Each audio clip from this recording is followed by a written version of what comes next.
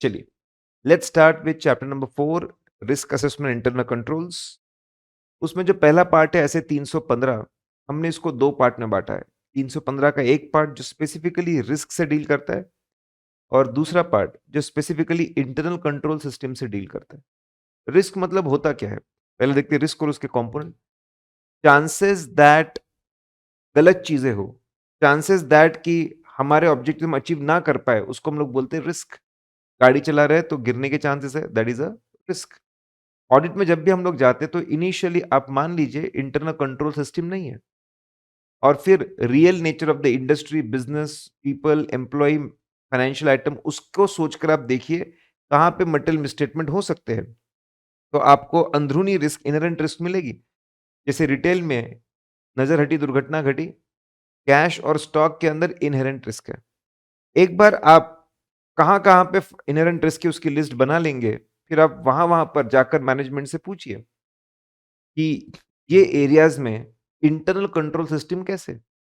Chances that internal control systems are not able to prevent or not able to detect and correct material misstatements, that is control risk. अब ये दोनों risk को combine करेंगे तो हमको पता चलेगा कि रिस्क ऑफ मटेरियल मिसस्टेटमेंट क्या है। हमको पता चलेगा कि भाई फाइनेंशियल स्टेटमेंट तक गलतियां पहुंच जाए, इसके चांसेस क्या है। What is RMM? दोनों कंबाइन करिए। Chances that financial data, financial statements is having material misstatement. Chances ये कि गलतियां फाइनेंशियल डेटा, फाइनेंशियल स्टेटमेंट तक पहुंच गई है। वो फाइनेंशियल डेटा जो हम ऑडिटर को दे रहे हैं ऑडिट करने के लिए, prior to starting the audit. Chances that financial data, financial statements are having material misstatements which are presented to auditor before we do the audit, that is risk of material misstatement. Correct. ये जो पूरे तीनों risk है ये management के हाथ में है, हमारे हाथ में नहीं है। हमारे हाथ में क्या है? Detection risk. Chances that we are not able to identify, हमारे audit procedures are not able to identify material misstatements which are present in the financial data and financial statement. हम वो आइडेंटिफाई नहीं कर पा रहे, उसको हम बोलते हैं detection risk. Detection risk depend करता है दो तरह के रिस्क पे, सैम्पलिंग और non sampling. Chances that auditor के कंक्लूजन गलत हुए, उसके ऐसे हाथ से चीजें छूट गई because of the sampling process. क्योंकि सैम्पलिंग के रिजल्ट्स पॉपुलेशन को रिप्रेजेंट नहीं कर रहे थे, पॉपुलेशन को बराबर असेस नहीं कर पा रहे थे, उसका अंदाजा नहीं लगा पा रहे थे, that is sampling risk. Non sampling risk की वजह से भी ऐसा हो सकता है। Chances, what is it non sampling risk? Chances that कि ऑडिटर का कंक्लूजन गलत हो रहा है क्योंकि वो इनएडिक्वेट, इनअप्रोप्रिएट ऑडिट प्रोसीजर को लगा रहा है। सैंपलिंग को दोष मत दीजिए, ऑडिट प्रोसीजर में प्रॉब्लम है। तो डिटेक्शन रिस्क के 2 कारण हैं, सैंपलिंग की वजह से प्रॉब्लम या सैंपलिंग के अलावा ऑडिट प्रोसीजर की वजह से प्रॉब्लम। ऑडिटर क्या करता है? ऑडिटर देखता है कि risk of material misstatement, risk of material misstatement कैसा है? अगर रिस्क ऑफ मटेरियल मिसस्टेटमेंट ज़्यादा है, तो बहुत मेहनत करता है, अपनी टीम अच्छी रखता है, प्लानिंग अच्छी करता है, ऑडिट प्रोसीजर अच्छी करता है, सब कुछ बहुत अच्छा करता है, ताकि डिटेक्शन रिस्क लो रहे। वो डिटेक्शन रिस्क को इनवर्सली एडजस्ट करता है। जहाँ दिक्कत वाले एरिया है, वहाँ पे मेहनत कर करके डिटेक्शन रिस्क को बहुत कम कर देता है। जहाँ पे बहुत ही ऐसे एरिया से गलती होने के चांस बहुत कम है, वहाँ पे आदमी रिलैक्स होता है। ऐसी अप्रोच करने से ही हम एफिशिएंट इफेक्टिव बन। अब अगर हम दोनों रिस्क को कंबाइन कर दें कि फाइनेंशियल स्टेटमेंट में गलती होने के क्या चांसेस है और ऑडिटर की डिटेक्शन रिस्क, हमको बोलते हैं ऑडिट रिस्क। ये क्या होता है? Chances that ultimate opinion, final opinion on financial statement is unapproved. जहाँ पे ऑडिटर को ये बताना था, जहाँ पे ऑडिटर को ये बताना था कि चीज़ें गलत हो रही, मॉडिफाई करना था, क्वालिफाई करना था, एडवर्स डिस्क्लेमर देना था, वहाँ पे वो क्लीन ओपिनियन दे के आ गया। अनमॉडिफाइड ओपिनियन दे के आ गया, जहाँ मॉडिफाई करने की ज़रूरत थी। इस तरीके से उसका ओपिनियन गलत हो गया। Chances that his opinion goes wrong, that is audit risk. अब एक-एक रिस्क को हम लोग अंदर लेकर चलते हैं। एक उसके बाद शॉर्ट नोट के बारे में पढ़ते हैं। Inherent risk. इन्हेरेंट रिस्क का मतलब समझ चुके हैं टेक्निकली। इनिशियली ऑडिट में जाकर विदाउट कंसीडरिंग कंट्रोल्स आप सोचिए ससेप्टिबिलिटी क्या चांसेस है कि ट्रांजैक्शन बैलेंस डिस्क्लोजर के असर्शंस में मटेरियल मिसस्टेटमेंट मिल सकता है इंडिविजुअली या एक ही गलती में या फिर बहुत सारी गलती एग्रीगेट करके वो असर्शंस वो एरियाज में आप मार्किंग कर दो there is a inherent risk उसकी लिस्ट बना दो।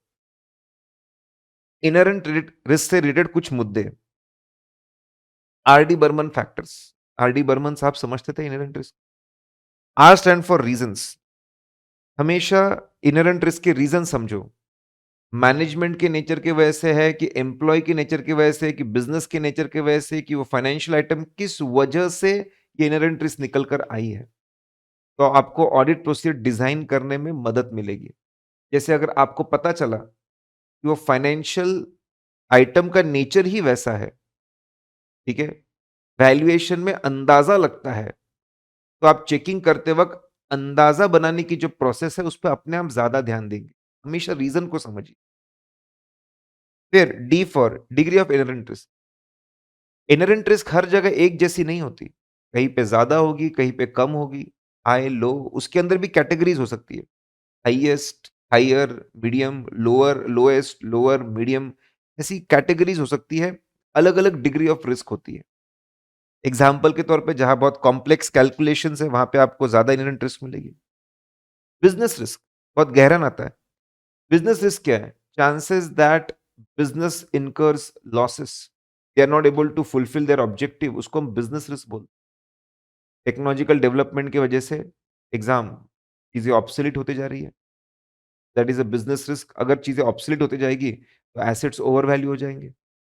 तो बिज़नेस रिस्क की वजह से लॉसेस होते हैं और लॉसेस की वजह से कोई ना कोई एसेट्स के वैल्यूएशन में दिक्कत जाती है ना या फिर लायबिलिटी के अंदर दिक्कत जा सकती है।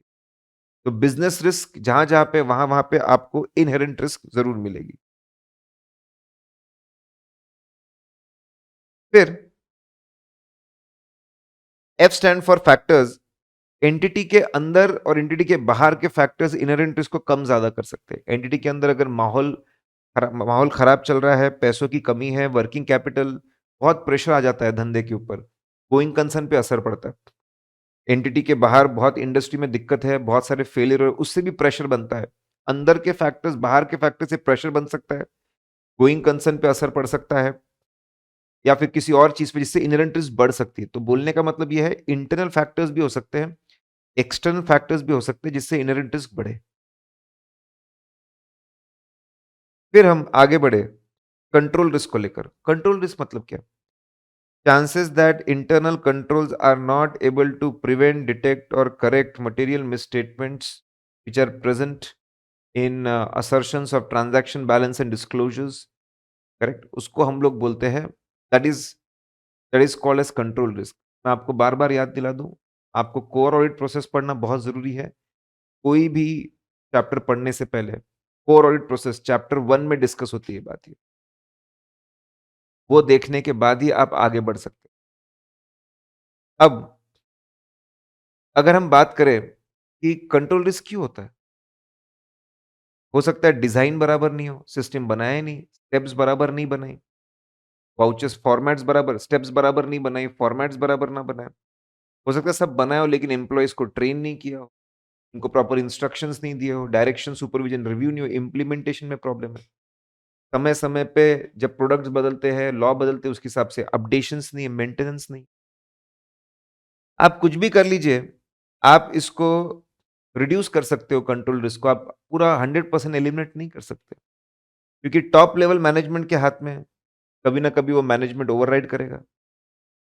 मिड लेवल मैनेजमेंट को साथ में लोग मिलकर कोल्यूजन करेंगे, गलत काम करेंगे। लोअर लेवल में ह्यूमन एरर के होने के चांसेस है। कंट्रोल रिस्क बड़ी प्यारी चीज़ है, कभी हम लोग सेपरेट असेसमेंट करते हैं, कभी कंबाइंड करते हैं। जैसे बड़ा क्लाइंट है, बहुत अच्छे इंटरनल कंट्रोल सिस्टम्स है और उसने बड़े प्यारे हर चीज़ के लिए बोला है कि कौन-सी रिस्क कॉम्पेंसेट करने के लिए कौन से रिस्क है। हम प्यार से पहले इन्हेरेंट रिस्क निकालेंगे, फिर प्यार से उसका कंट्रोल रिस्क निकालेंगे, दोनों कंबाइन करके आरएमएम निकालेंगे। तो सेपरेट बड़े क्लाइंट्स में जनरली सेपरेट असेसमेंट पे जाते हैं। अगर छोटे क्लाइंट्स है, इतना कोई इंटरनल कंट्रोल सिस्टम का डॉक्यूमेंटेशन नहीं है, इतनी क्लैरिटी नहीं है, तो क्यों इतनी माथापच्ची करते हो यार? कंबाइंड असेसमेंट कर लो, सीधा अंदाजा लगाओ, inherent risk plus control risk दोनों मिलाकर क्या होगा? सीधा आरएमएम निकाल लो। ये क्वांटिटेटिव टर्म्स में भी हो सकता है और नॉन क्वांटिटेटिव। ऐसा आप बोल सकते हो, परसेंटेज में बोल सकते हो, 10%, 20%, 30%, 40%, या फिर आप हाई, मीडियम, लो में बोल सकते हो, दोनों पॉसिबल है। इनवर्स रिलेशनशिप है साहब कंट्रोल्स के साथ। कंट्रोल्स जहाँ-जहाँ पे बुरे होंगे, गंदे होंगे, एफिशिएंट नहीं होंगे, वहाँ पे कंट्रोल रिस्क बढ़ जाएगी एंड वाइस वर्सा। तो मोटा-मोटी आपको ये बातें समझानी है। फिर मैं अगर बात करूँ risk of material misstatement, chances that कि financial statement which are presented to auditor for doing audit, prior to audit, वहाँ पर गलती होने के चांसेस, दैट इज़ आरएमएम। उसके 2 कंपोनेंट, इन्हेरेंट रिस्क और कंट्रोल रिस्क, 2 कंपोनेंट है। कैसे निकलता है आरएमएम? हम ऑडिट प्रोसीजर परफॉर्म करते हैं, रिस्क असेसमेंट प्रोसीजर, बहुत सारी जानकारी इकट्ठा करते हैं, कंपनी को समझते हैं, एंटिटी, उसके कंट्रोल एनवायरनमेंट, सब कंट्रोल सबको समझते हैं। फिर जाके हम लोग इसका अंदाजा लगा पाते हैं। और यहाँ पे इट्स मैटर ऑफ जजमेंट, अंदाजा लगाना पड़ता है कौन से एरिया में रिस्क होगी, कितनी होगी। प्रिसाइज मेजरमेंट पॉसिबल नहीं। 2 लेवल पे निकलती है, फाइनेंशियल स्टेटमेंट लेवल और असर्शन लेवल। जब सर्कमस्टांसेस ऐसे हो कि फाइनेंशियल स्टेटमेंट में कहीं पर भी गड़बड़ हो सकती है, that is a financial statement level. और जब हमको पता है कि स्पेसिफिक आइटम के स्पेसिफिक पॉइंट में गलती हो सकती है, that is assertion level risk. Core audit process देखना ज़रूरी है, वहाँ पे इन सब बातों पे मैं अच्छे से चर्चा कर चुका हूँ, फिर से हम रिपीट नहीं करेंगे आप, ठीक है? ऑडिटर को हमेशा कोशिश करनी चाहिए कि जहाँ पर भी आरएमएम ज़्यादा हो, ज़्यादा मेहनत करके ओवरऑल रिस्क को काबू में रखे, ऑडिट रिस्क को काबू में रखे। मिसस्टेटमेंट मतलब क्या? अब रिस्क बोला, मिसस्टेटमेंट, मिसस्टेटमेंट मतलब जब when there is a difference, financial statement के अंदर जो ट्रांज़ैक्शन बैलेंसेस डिस्क्लोज़र दिया हुआ है, जो रिपोर्ट किया गया है, उसमें और जो रिपोर्ट होना चाहिए था फाइनेंशियल रिपोर्टिंग फ्रेमवर्क के हिसाब से, जब उसमें डिफरेंस है, जब उस तरीके से नहीं चली चीज़ें, उस डिफरेंस को, मिसमैच को हम बोलते हैं it is a misstatement in financial statement. ये जो मिसस्टेटमेंट है ना, ये फ्रॉड की वजह से भी हो सकता है और एरर की वजह से हो सकता है। So RMM includes, RMM can be because of risk of fraud also and risk of error also. देखिए, रिस्क को समझा, कंपोनेंट को समझा और एक-एक चीज़ को हम आगे अब लेकर जा रहे हैं। एक-एक के हम शॉर्ट नोट देख रहे हैं। डिटेक्शन रिस्क की हम लोग बात करते हैं। चांसेस दैट कि ऑडिटर की प्रोसीजर्स मटेरियल मिसस्टेटमेंट को आइडेंटिफाई नहीं कर पाएँगी, that is a detection risk.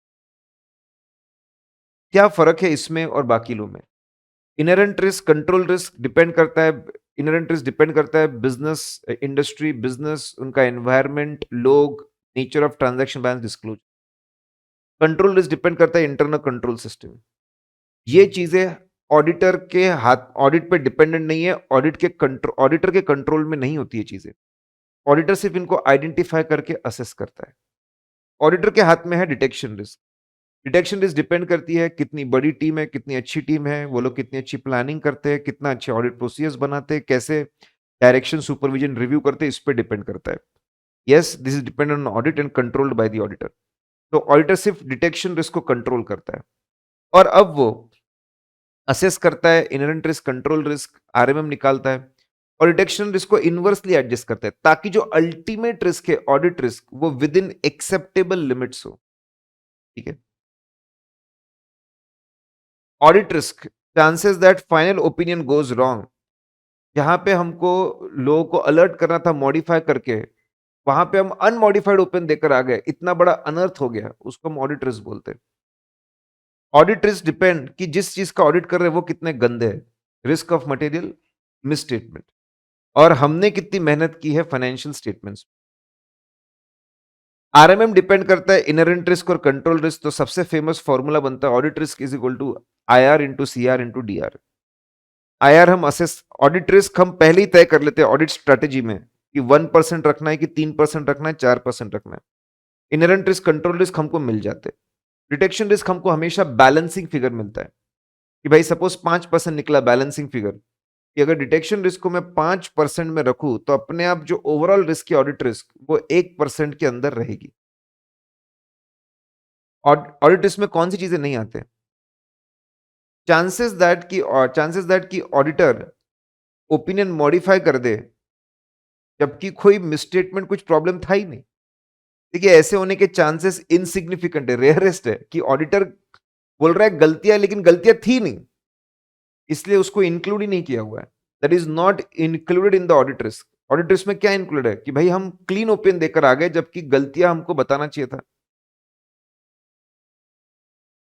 गलत ओपिनियन की वजह, इसमें ऑडिटर की बिजनेस रिस्क भी नहीं आती। गलत ओपिनियन की वजह से ऑडिट के बिजनेस पे क्या फर्क पड़ेगा, रेपुटेशन पे क्या असर पड़ेगा, पब्लिसिटी पे क्या असर पड़ेगा, और धंधे पे क्या असर पड़ेगा, प्रॉफिटेबिलिटी पे क्या असर पड़ेगा, कितने क्लाइंट छोड़कर जाएंगे, इन सब पे कंसिडर नहीं करते हम लोग। कंट्रोल रिस्क असेसमेंट, देखो ये पहले कंपोनेंट्स देखे और सभी तरह के रिस्क के हम लोग शॉर्ट नोट देखे। ये हमने अलग से लिया है, ठीक है, कंट्रोल रिस्क से रिलेटेड लेकिन अलग से लिया है। ये ऐसे के अंदर नहीं दिया हुआ है, लेकिन हमारे मॉड्यूल के अंदर दिया हुआ है कि भाई जब हम कंट्रोल रिस्क असेस करते हैं, जब कौन से मुद्दे, कौन से फैक्टर्स को हमने कंसिडर करना चाहिए। एस इंडस्ट्रीज बहुत अच्छी है कंट्रोल रिस्क असेसमेंट में, तो हम लोगों ने एस इंडस्ट्रीज के बारे में सोचना है। अप्रोच ऑफ टेस्टिंग, हमारी ऑडिट स्ट्रैटेजी कैसी है, दैट्स वेरी इंपॉर्टेंट। अगर ऑडिट स्ट्रैटेजी है कंट्रोल्स पे बहुत ज्यादा भरोसा करिए, कंट्रोल रिलायंस, तो हम रिस्क असेसमेंट बहुत केयरफुली करेंगे। लेकिन अगर हमारी स्ट्रैटेजी है सब्सटैंटिव प्रोसीजर पे ध्यान दीजिए, तो हम इतना केयरफुल नहीं रहेंगे रिस्क असेसमेंट में। T stand for control environment, overall management कितना सीरियस है कंट्रोल्स के प्रति, तो कंट्रोल एनवायरनमेंट बोलते हैं, आगे हम आने वाला है वो। कंट्रोल एनवायरनमेंट अगर स्ट्रांग है तो कंट्रोल्स अच्छे रहते हैं, रिस्क कम हो जाती है। तो कंट्रोल एनवायरनमेंट एक बहुत बड़ा फैक्टर है जिसके बारे में ऑडिटर ने अंदाजा लगाना चाहिए। उससे समझेगा कंट्रोल्स स्ट्रांग है, वीक है, रिस्क कम है कि ज्यादा है। लेकिन सिर्फ कंट्रोल एनवायरनमेंट के भरोसे नहीं चल सकते, इसको आगे और डिस्कस किया जाएगा। तो कंट्रोल रिस्क निकालते वक्त आपका अप्रोच कैसा है उस पर डिपेंड करेगा कि कंट्रोल रिस्क निकालते कितना केयरफुल रहना है। कंट्रोल एनवायरनमेंट को समझना जरूरी है, उसका सीधा इंपैक्ट है कंट्रोल्स पे और कंट्रोल रिस्क पे। हमारी एक्सपेक्टेशन क्या है, ऑडिट स्ट्रेटेजी में आते हम क्या एक्सपेक्ट कर रहे हैं कि कंट्रोल्स कैसे होने चाहिए। अगर हमारी हाई एक्सपेक्टेशन है कंट्रोल से, तो हमको कंट्रोल रिस्क असेसमेंट और केयरफुली करना पड़ेगा। लो है तो फिर छोड़ दो। जहां जहां स्ट्रैटेजी में हमने कंट्रोल्स पे बड़ा दाव लगाया है, उस पे ज्यादा एक्सपेक्टेशन है, it should be careful. IT environment में आईटी सिस्टम्स और प्रोसेस को समझना जरूरी है। उसके कंट्रोल्स को भी, कंट्रोल रिस्क निकालते वक्त वो कंट्रोल्स भी समझना पड़ेगा। ये हम लोग एई चैप्टर में समझते हैं। आपके कुछ एप्लीकेशन कंट्रोल, आपके जनरल आईटी कंट्रोल्स होते हैं, एप्लीकेशन कंट्रोल्स होते हैं, आईटी डिपेंडेंट कंट्रोल्स होते हैं, वो भी समझना पड़ेगा। तो कंट्रोल रिस्क असेसमेंट करते वक्त एस इंडस्ट्रीज की बातों को ध्यान से समझे। अब कुछ एग्जांपल्स हैं कंट्रोल्स को लेकर कुछ बातें समझा। देखिए कंट्रोल्स को लेकर बहुत चर्चा होने वाली है अगले पार्ट में, तब ये बातें आपके दिमाग में और क्लैरिटी से आ जाएगी। जैसे सेल का ऑकरेंस, सेल असली है क्या, ये एक असर्शन है। तो कंपनी में इंटरनल कंट्रोल है, जब तक शिपिंग रिपोर्ट नहीं बनेगी कि भाई गुड डिस्पैच हो गए, जब तक शिपिंग रिपोर्ट नहीं बनेगी सेल्स की एंट्री नहीं होनी चाहिए। वाह, very good, very good, very good internal control. इससे सिर्फ जेन्युइन सेल्स, रियल सेल्स ही बुक होंगे। फिर और एक कंट्रोल है कि जब तक गुड्स डिस्पैच नहीं होते, कंफर्म नहीं करता गेट सिक्योरिटी डिपार्टमेंट, तब तक शिपिंग रिपोर्ट नहीं बनती। ओ वंडरफुल। मतलब एक कंट्रोल बोलता है सेल्स की एंट्री नहीं लगाऊंगा बिना शिपिंग रिपोर्ट के, और दूसरा कंट्रोल बोलता है बिना कंफर्मेशन की शिपिंग रिपोर्ट नहीं बनाऊंगा। तो कंट्रोल 1 को सपोर्ट करता है कंट्रोल 2। ये दोनों कंट्रोल एक साथ काम करके ऑकरेंस को प्रोटेक्ट करते हैं, ये समझ रहे हैं। Two or more controls can combine, two or more controls can work together to protect a particular assertion। समझाया जा रहा है कि कैसे दो कंट्रोल्स मिलकर एक असर्शन को प्रोटेक्ट कर रहा है। फिर कंप्लीटनेस, सिर्फ एग्जांपल्स है कंट्रोल्स के, देखो कंट्रोल्स ऐसे होते हैं, इस तरीके से असर्शंस को प्रोटेक्ट करते हैं। रेगुलर रिकंसिलेशन होना, कंप्लीटनेस कैसे इंश्योर करोगे, बोले इंटरनल कंट्रोल है, रेगुलरली रिकंसाइल करते हैं। हमने कितनी क्वांटिटी डिस्पैच की और कितना बिलिंग हुआ, अगर क्वांटिटी डिस्पैच 500 है तो बिलिंग भी 500 की दिखनी चाहिए ना, करेक्ट? वो भी दिखना चाहिए। क्वांटिटी बिल्ड, तो कंट्रोल्स, ये रिकंसिलिएशन प्रोसेस जो है, reconciliation process it is a control to compensate completeness के प्रॉब्लम को दूर करने के लिए। तो कंट्रोल्स कॉम्पनसेट करते रिस्क को और एक तरीके से बुलाता है, what can go wrong, what could go wrong. ये भी रिस्क को बोलने का एक तरीका है, ज्यादा लोड मत दीजिए।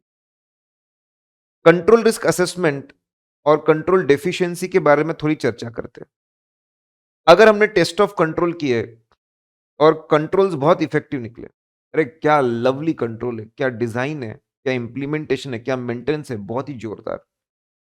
तो हमारा फाइनल कंट्रोल रिस्क, हमारा पहले प्रिलिमिनरी कंट्रोल रिस्क असेसमेंट होता है, फिर फाइनल, हमारा फाइनल कंट्रोल रिस्क असेसमेंट रहेगा, controls are good, rely on control, substantive procedure कम कर दो। अगर कंट्रोल्स इनइफेक्टिव निकले तो हम मैनेजमेंट को इन्फॉर्म करेंगे लेटर ऑफ वीकनेस बनाकर, जिसको मैनेजमेंट लेटर भी बोलते हैं। इंटरनल कंट्रोल्स पे जो रिपोर्ट देनी पड़ती है उसमें भी उसको बताएंगे और लिख देंगे NROC, don't rely on controls, strategy को अपडेट करेंगे, सब्सटेंटिव प्रोसीजर को ज्यादा लगाएंगे। तो बता रहे हैं कि जैसे ही आप टेस्ट ऑफ कंट्रोल करके कंट्रोल रिस्क का फाइनल असेसमेंट निकालते हो, उससे क्या इंपैक्ट पड़ रहा है। फिर बहुत बड़ी प्यारी बातें डिस्कस कर रहे हैं। उनका कहना है कभी कभी एक एक ही असर्शन के लिए मोर देन वन कंट्रोल हो सकते हैं। बिल्कुल सही बात है। सॉफ्टवेयर भी चीजों को चेक कर रहा है, एक मैनेजर भी चेक कर रहा है, परचेस मैनेजर, सुपरवाइजर भी चेक कर रहा है, तीन तीन लोग चीजों को चेक कर रहे हैं। ऐसे इसमें सभी एक ही असर्शन को प्रोटेक्ट करने के लिए अगर मल्टीपल कंट्रोल्स है तो मल्टीपल कंट्रोल्स आपने समझने चाहिए। अगर आपको कोई भी एक कंट्रोल ऐसा मिल गया कि जो इफेक्टिव है, जो मिटिगेट कर रहा है, रिस्क को कॉम्पनसेट कर रहा है, बस आपको और कंट्रोल टेस्ट करने की जरूरत नहीं है। आप बोल दो कि control risk assessment rely on control. आपको पता चला कि एक कंट्रोल फेल हो गया, लेकिन कोई बात नहीं, दूसरा कंट्रोल कॉम्पनसेट कर रहा है चीजों को, तो भी बोल दो रिलाय ऑन कंट्रोल। मतलब वो बोलना चाहते हैं मल्टीपल कंट्रोल हो सकते हैं, चेक करना शुरू करो। पहले ही इसमें आपको मिल गया मिटिगेटिंग कंट्रोल, रिस्क कम है डिक्लेयर कर दो।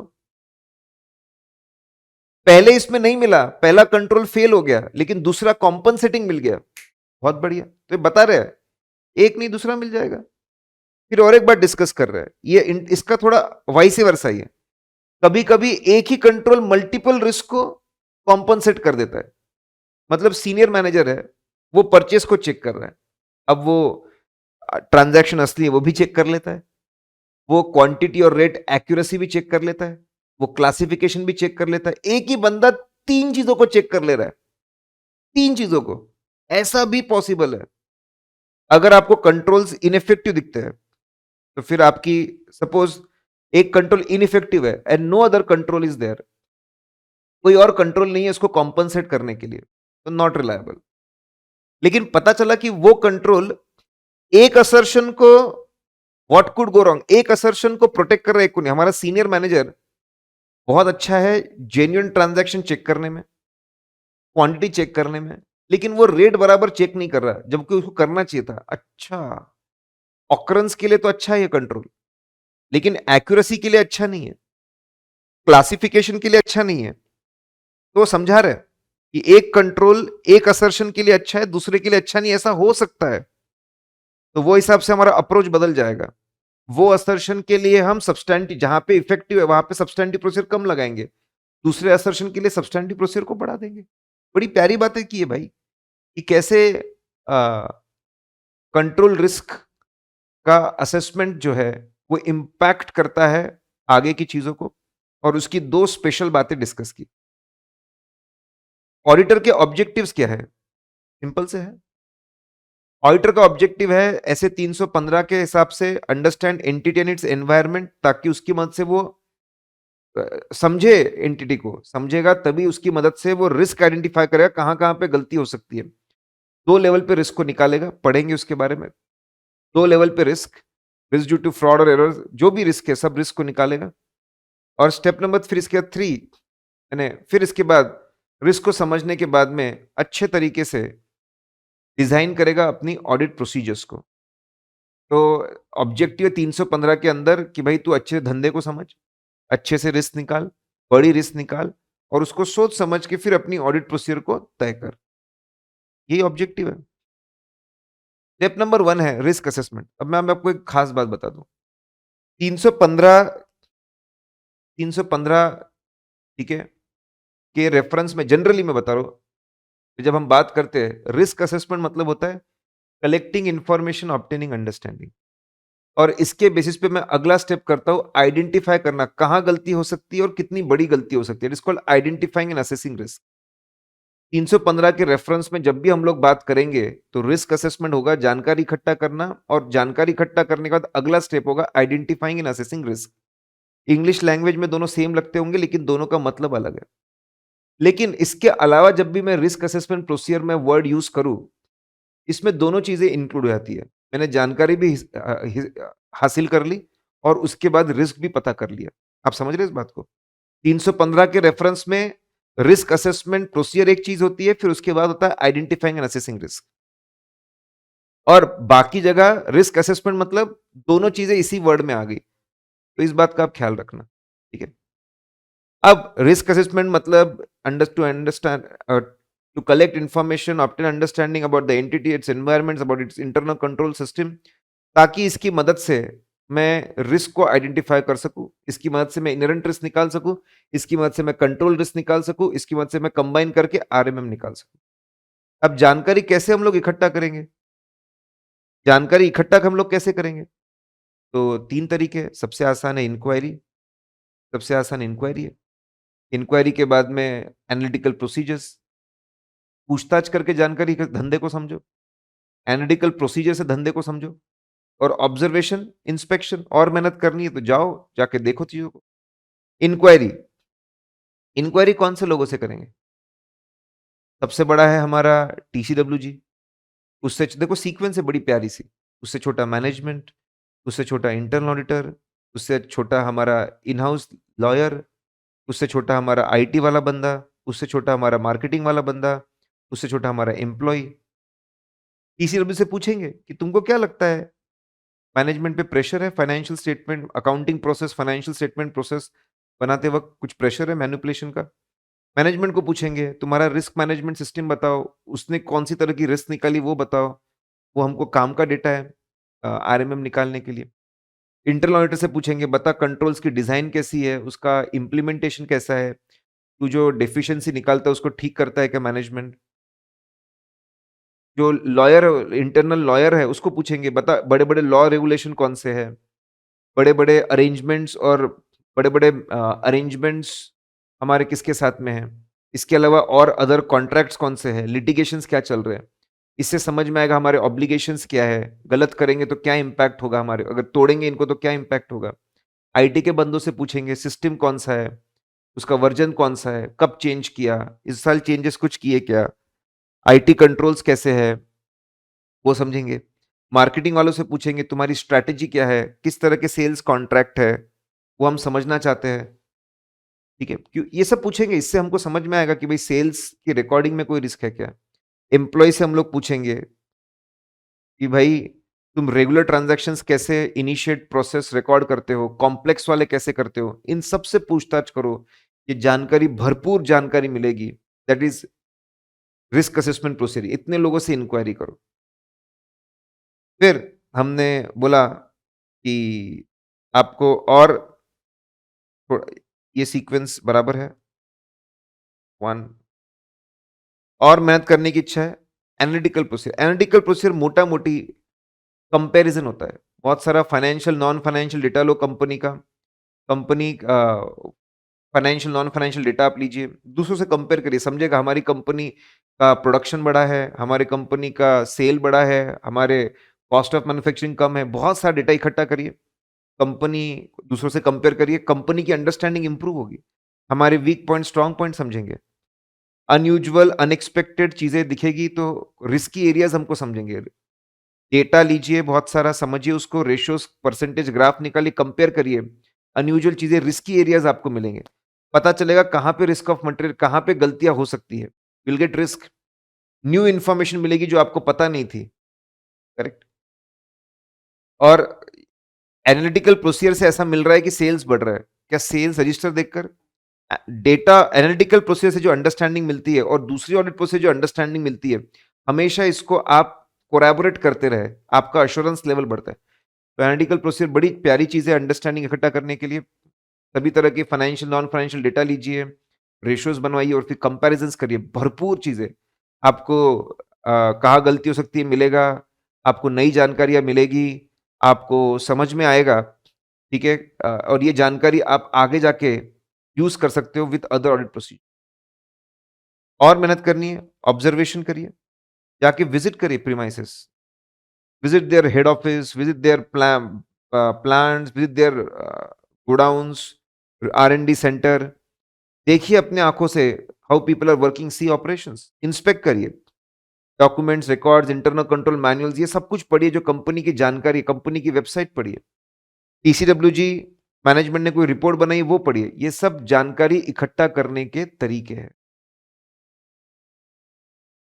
जानकारी इकट्ठा हमने की, ठीक है? इसका यूज़ क्या है?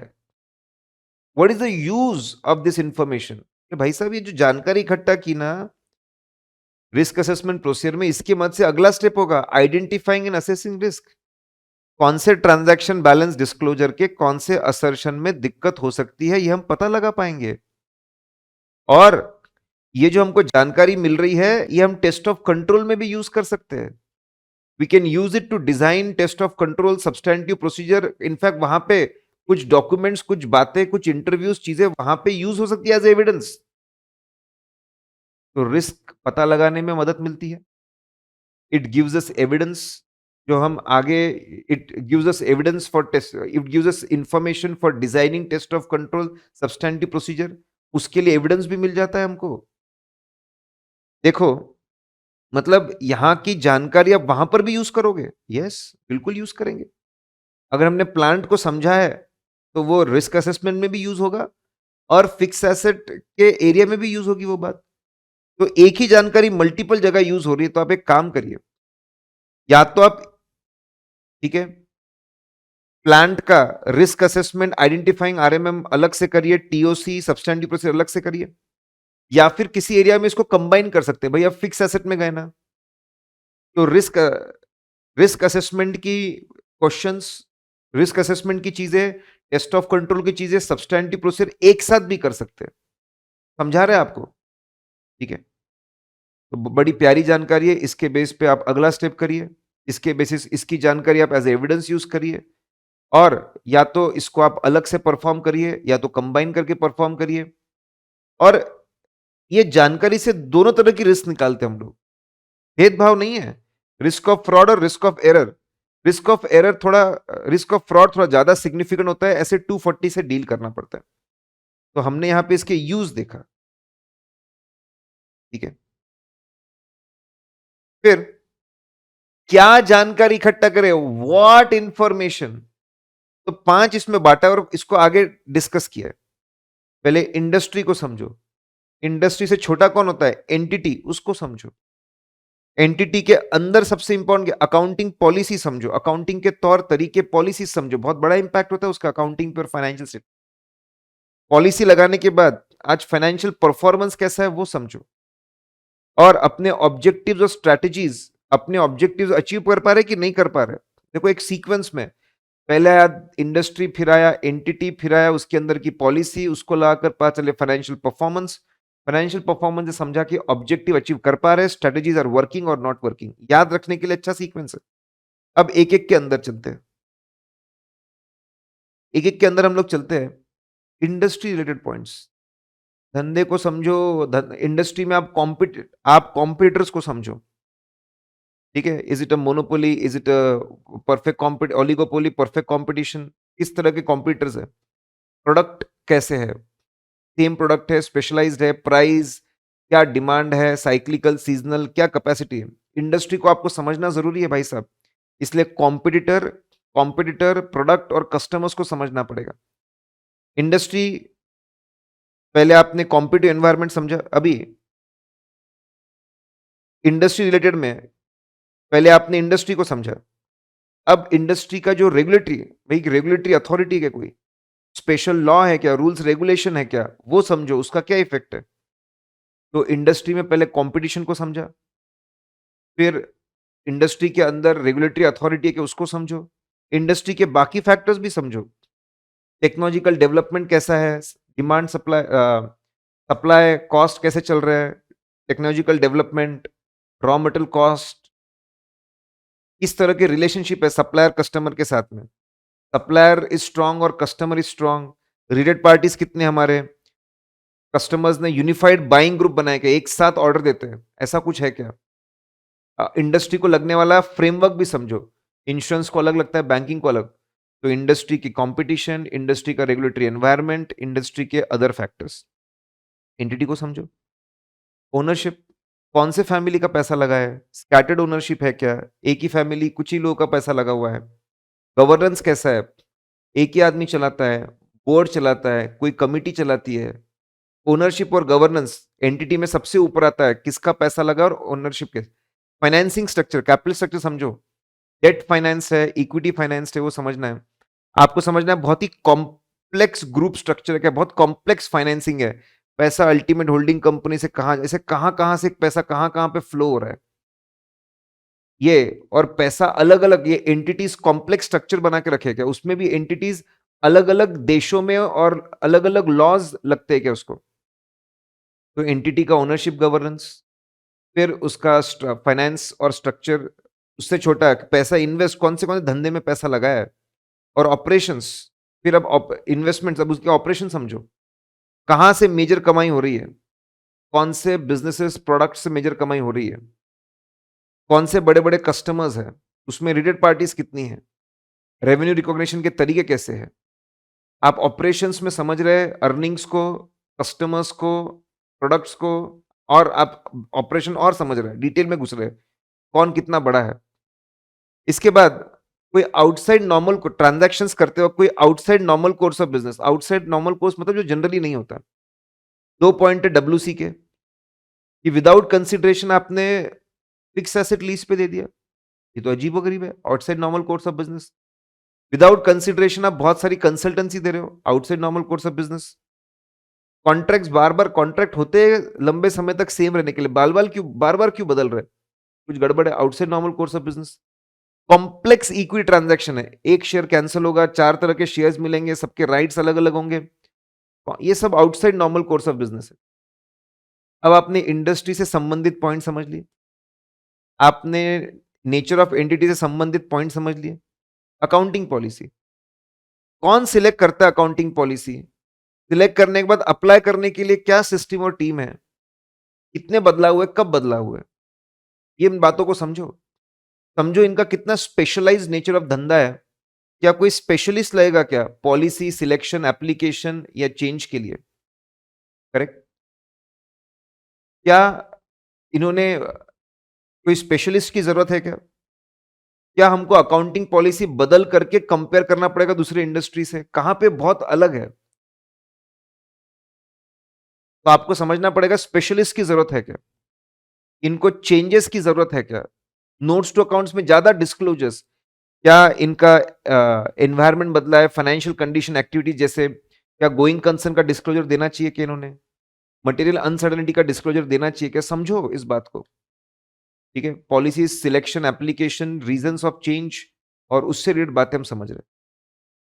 फिर फाइनेंशियल परफॉर्मेंस, किस तरह का फाइनेंशियल परफॉर्मेंस है वो समझिए, कोई एनालिस्ट की रिपोर्ट है वो पढ़िए, कंपनी अच्छा कर रही बुरा कर रही है एनालिस्ट के हिसाब से, क्रेडिट रेटिंग एजेंसीज क्या बोल रही है वो समझिए, ऑब्जेक्टिव्स क्या है इनके, कितने टारगेट्स बना के रखे हैं, कितने टारगेट्स बना के रखे, टारगेट्स को अचीव करने के सिचुएशन में है क्या, ये आर दिन that particular situation objectives achieve कर पा रहे नहीं कर पा रहे, स्ट्रेटजीज क्या है, स्टडी ग्रोथ, रेगुलर मार्केटिंग करते रहो, नए मार्केट में एंटर करते रहो, ऐसा एग्रेसिव, कंप्यूटर खरीद डालो, प्रोडक्ट खरीद डालो, प्लान खरीद डालो, शॉप खरीद डालो, मर्ज कर डालो, एग्रेसिव, क्योंकि ये स्ट्रेटजी से ट्रांजैक्शन पे इंपैक्ट पड़ता है और उसकी अकाउंटिंग पे इंपैक्ट पड़ता है।